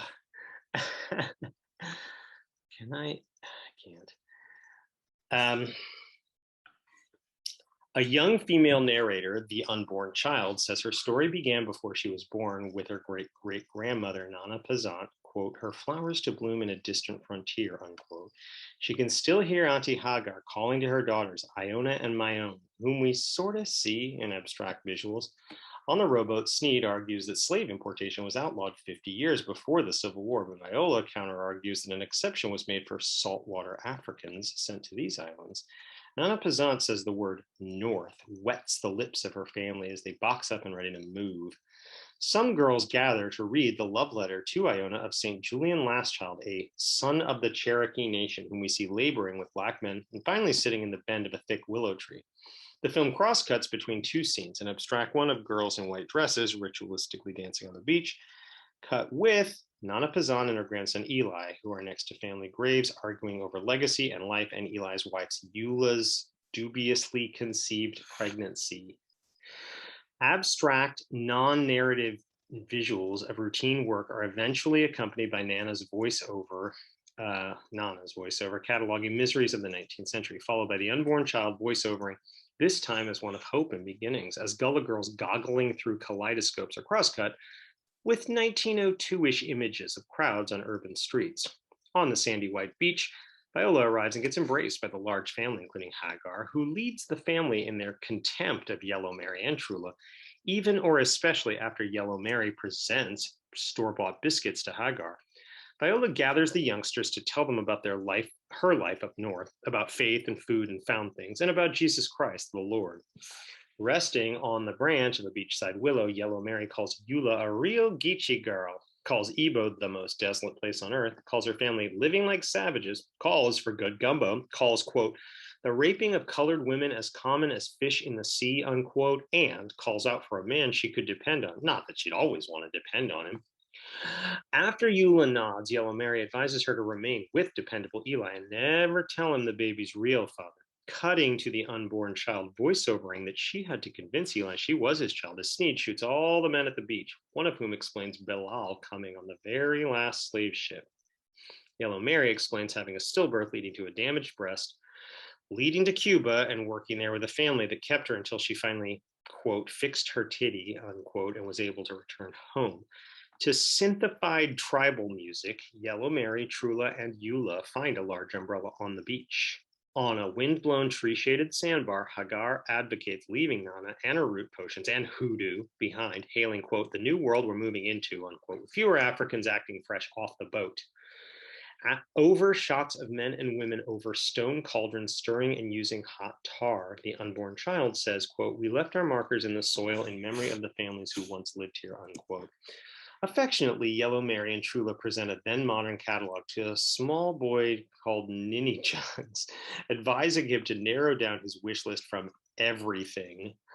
The unborn child speaks memories and tributes over abstractified visuals of ponds, kids playing, gulls, and a beach bike ride. Viola speaks to Sneed that old souls spoil their children with dreams, wishes, magic. That's an unquote. And though it's been 50 years since slavery, quote, here we still give our children's names like my own and Iona, Unita, Iorder, you adore her. We even have a Pete and a repeat, unquote. And a dozen colorful nicknames over shots of kids gathering and Eli collapsing over graves. Nana voiceovers that there weren't good records kept of births, deaths, or slave sales, which meant that sales could provoke incest, which meant Black people worked harder to keep the records themselves. Eula stands by a river, holds her pregnant belly, tells the unborn child what chained Ebo saw as they arrived a century before, speaks of walking on water, and watches Eli wade through water to push to see a bobbing tribal statue. After a sumptuous feast under the umbrella on the beach, Yellow Mary tells Trula and Eula how she never needed nobody's help to make $1 and now knows she'll know a nice life in Nova Scotia. Hagar tells Nana where they're going. Hagar tells Nana that where they're going, they won't need glass bottles on trees. Instead, they'll be growing gardens of fresh flowers and vegetables. Sneed takes various pictures of various groupings, asks the largest to say Ebo Landing, and privately interviews Bilal Muhammad, who tells Sneed women are the sweetness of life, and also that no one walks on water, and the fallen middle passengers never came up. On the sandbar beach, when tensions come to a head between Yellow Mary, Nana, Hagar, and Eli, Eula speechifies, quote, as far as this place is concerned, we never was a pure woman. Deep inside, we believe that they ruined our mothers, ... and we live our lives always expecting worse because we feel we don't deserve no better, unquote. Eula implores her extended family to love Yellow Mary as they love themselves, no matter what roads they take and deserve, and to let scars heal and to see themselves as, quote, the daughters of those old dusty things Nan carries in her tin can, unquote. Nana ties an old diadem to Viola's Bible to sanctify the old with the new, but as the family bows their brows for blessings, Viola cries, it ain't right. And Hagar browbeats the hoodoo and ways of yesterday and stomps away. And Viola does bend her head to her bowed up Bible. Sunset passes, with Last Child riding his horse through the beach's surf, and in the morning, through a field to the boat dock to collect Iona and spirit her away on that horse. At that same dock, Trula and many family members board the rowboat and float away, but not with, surprisingly, Sneed, Viola, Yellow Mary, or Eula, as the unborn, or perhaps born child explains, saying that Eli got involved in anti-lynching while her daddy and the rest of us, we, quote, remain behind growing older, wiser, stronger. I would say that more than the first 4 films we talked about, Daughters of the Dust kind of opens itself up to varying interpretations. I wouldn't blame an audience member who looked at the first 4 films we watched and said, okay, they're literally this, and that's the only way to interpret them. Whereas like Daughters of the Dust, I think Julie Dash wanted people to interpret this in a variety of ways, or left it open to that. What's your thought about this movie? How do you read it? Um, I think it's a really interesting movie, and I had never heard of it before. So, and I told you that I was actually glad that you pointed it out to me, just because if nothing else, I wanted to be aware of it. Yeah. I don't think it totally works. Okay. As a movie. I think it's an interesting movie in the sense that I think it's very creative, it's very artistic, it's very ambitious, it's very different. I don't know if it's necessarily a story that's that well developed. Like, the characters often feel more like, the characters feel at times more like themes or sort of like vehicles for information than actual characters. I think it gets better along these lines as it goes along. Like, I think the second half feels more fleshed out as an actual story than the first half. A lot of the dialogue is speeches and exposition, and there's a lot of culture being explained, and that part of it I think is really interesting. But as far as an actual story being told, I don't know if it totally succeeds on that level, or actually I do know, I don't think it does. Although I think it's an interesting movie to have seen, and I'm glad that I have. And I had literally never heard of this movie. Right. And I'm always really interested to learn just about films that I was previously unaware existed. I think there's a lot of, I imagine, budgetary constraints, kind of like what we talked about with Stand and Deliver. It's kind of interesting that both of these movies we end up bookending with PBS presence. Yeah, that's right. Yeah. And you feel some of that. Like, there's times where the scenes feel like those reenactment scenes that you see in sort of history lesson, like sort of that type of style.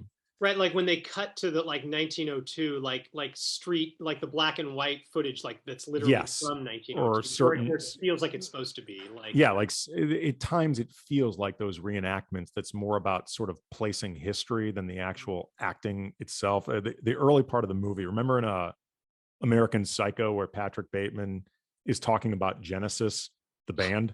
He's like, it's too arty. I didn't like, even as somebody, like, I am somebody who likes arty movies. Yeah. There were times where I'm like, I wonder if this is even too arty for me. Right. I love the score. The score is fantastic. Yes. And it really builds and enhances atmosphere. Yep. And again, it's a really ambitious, different movie that I'm glad exists, and I'm glad I'm aware of its existence. I just don't really think it totally works. Yeah. Okay.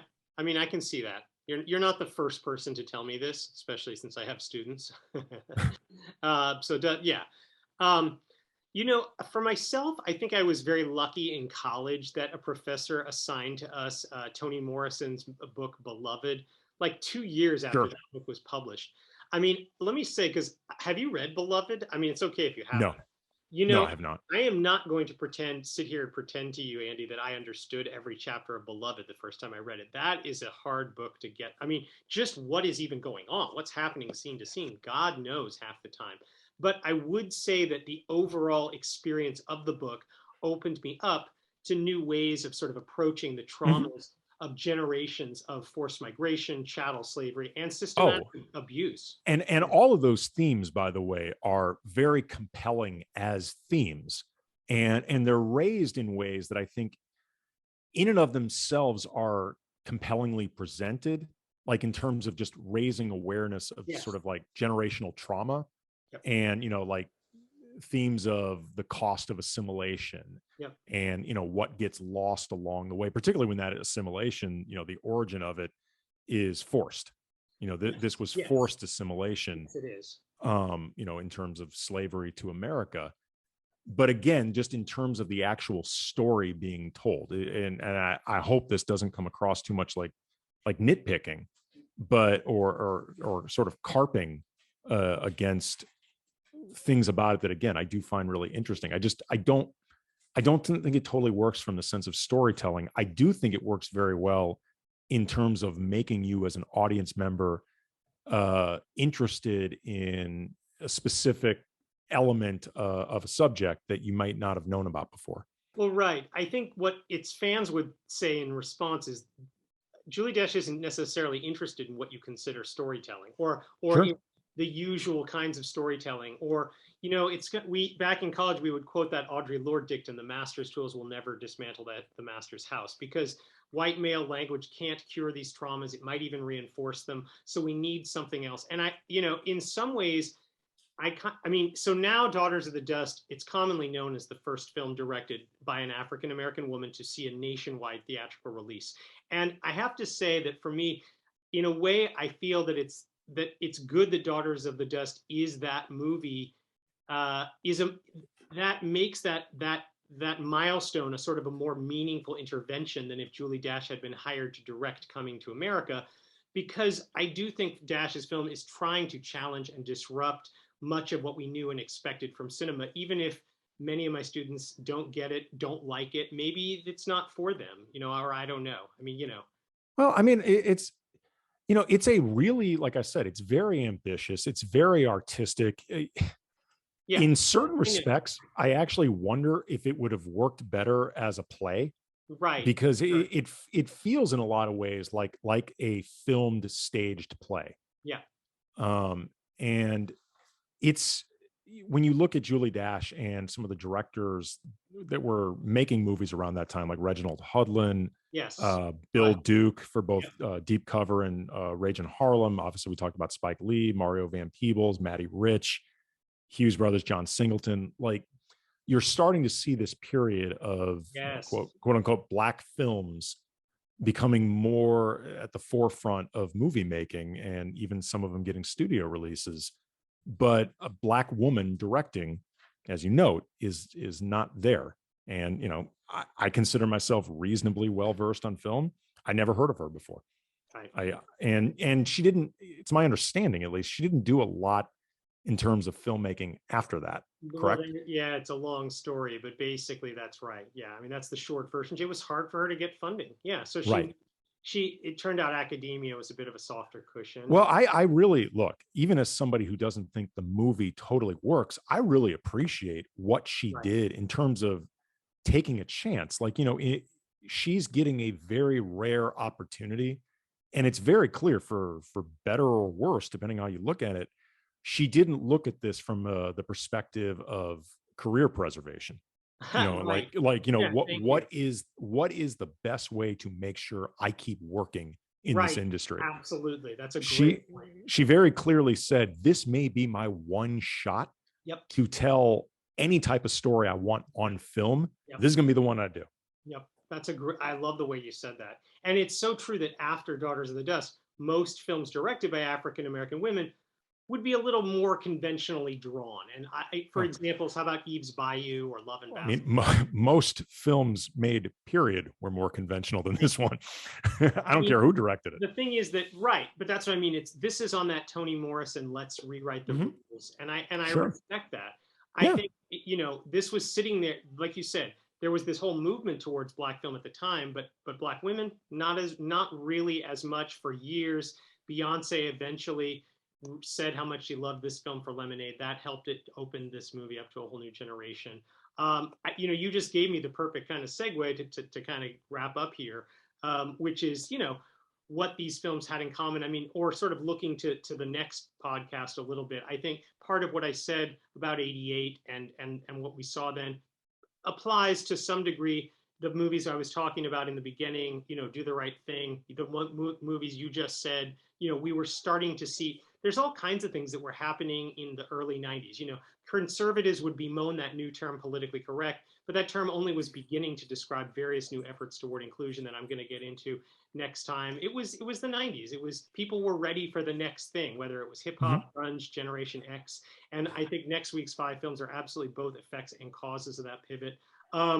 But before I say what those are and go out, I want to say, Andy, thank you so much for coming on the podcast. It means so much. I love it. Anytime, man. Anytime. It's always fun. It was fun. Yeah, okay, so I'm just going to do my outro now. Next week, the Counter-Canon continues, as where I'm just saying, into 1991 and 92, with more milestones, particularly from female directors, brown creative people, and what became known as the new queer cinema. Next week's 5 films are My Own Private Idaho. I'm proving Andy right here. Next week's 5 films are My Own Private Idaho, Thelma and Louise, Boys in the Hood, Mississippi Masala, and A League of Their Own. I hope you'll join me. Until then, it's a good slate. Yeah, that's not bad, right? I know, I do. Yeah, what can I say? Now I feel bad for not offering you that slate. No, I liked my slate too. I'm just saying that's a good one. The rare, is that the only like Denzel Washington sex scene movie, Mississippi Masala? Oh, wow. Good point. Wow. You know what? We got to do some research on that. Thank God I haven't recorded this one yet. Now I'm going to look into that. Yeah, I know. He was like, it's up there. Yeah. Thank you. It's a really good point. Okay. Thank you. Until then, save me some popcorn because there's always another movie to see.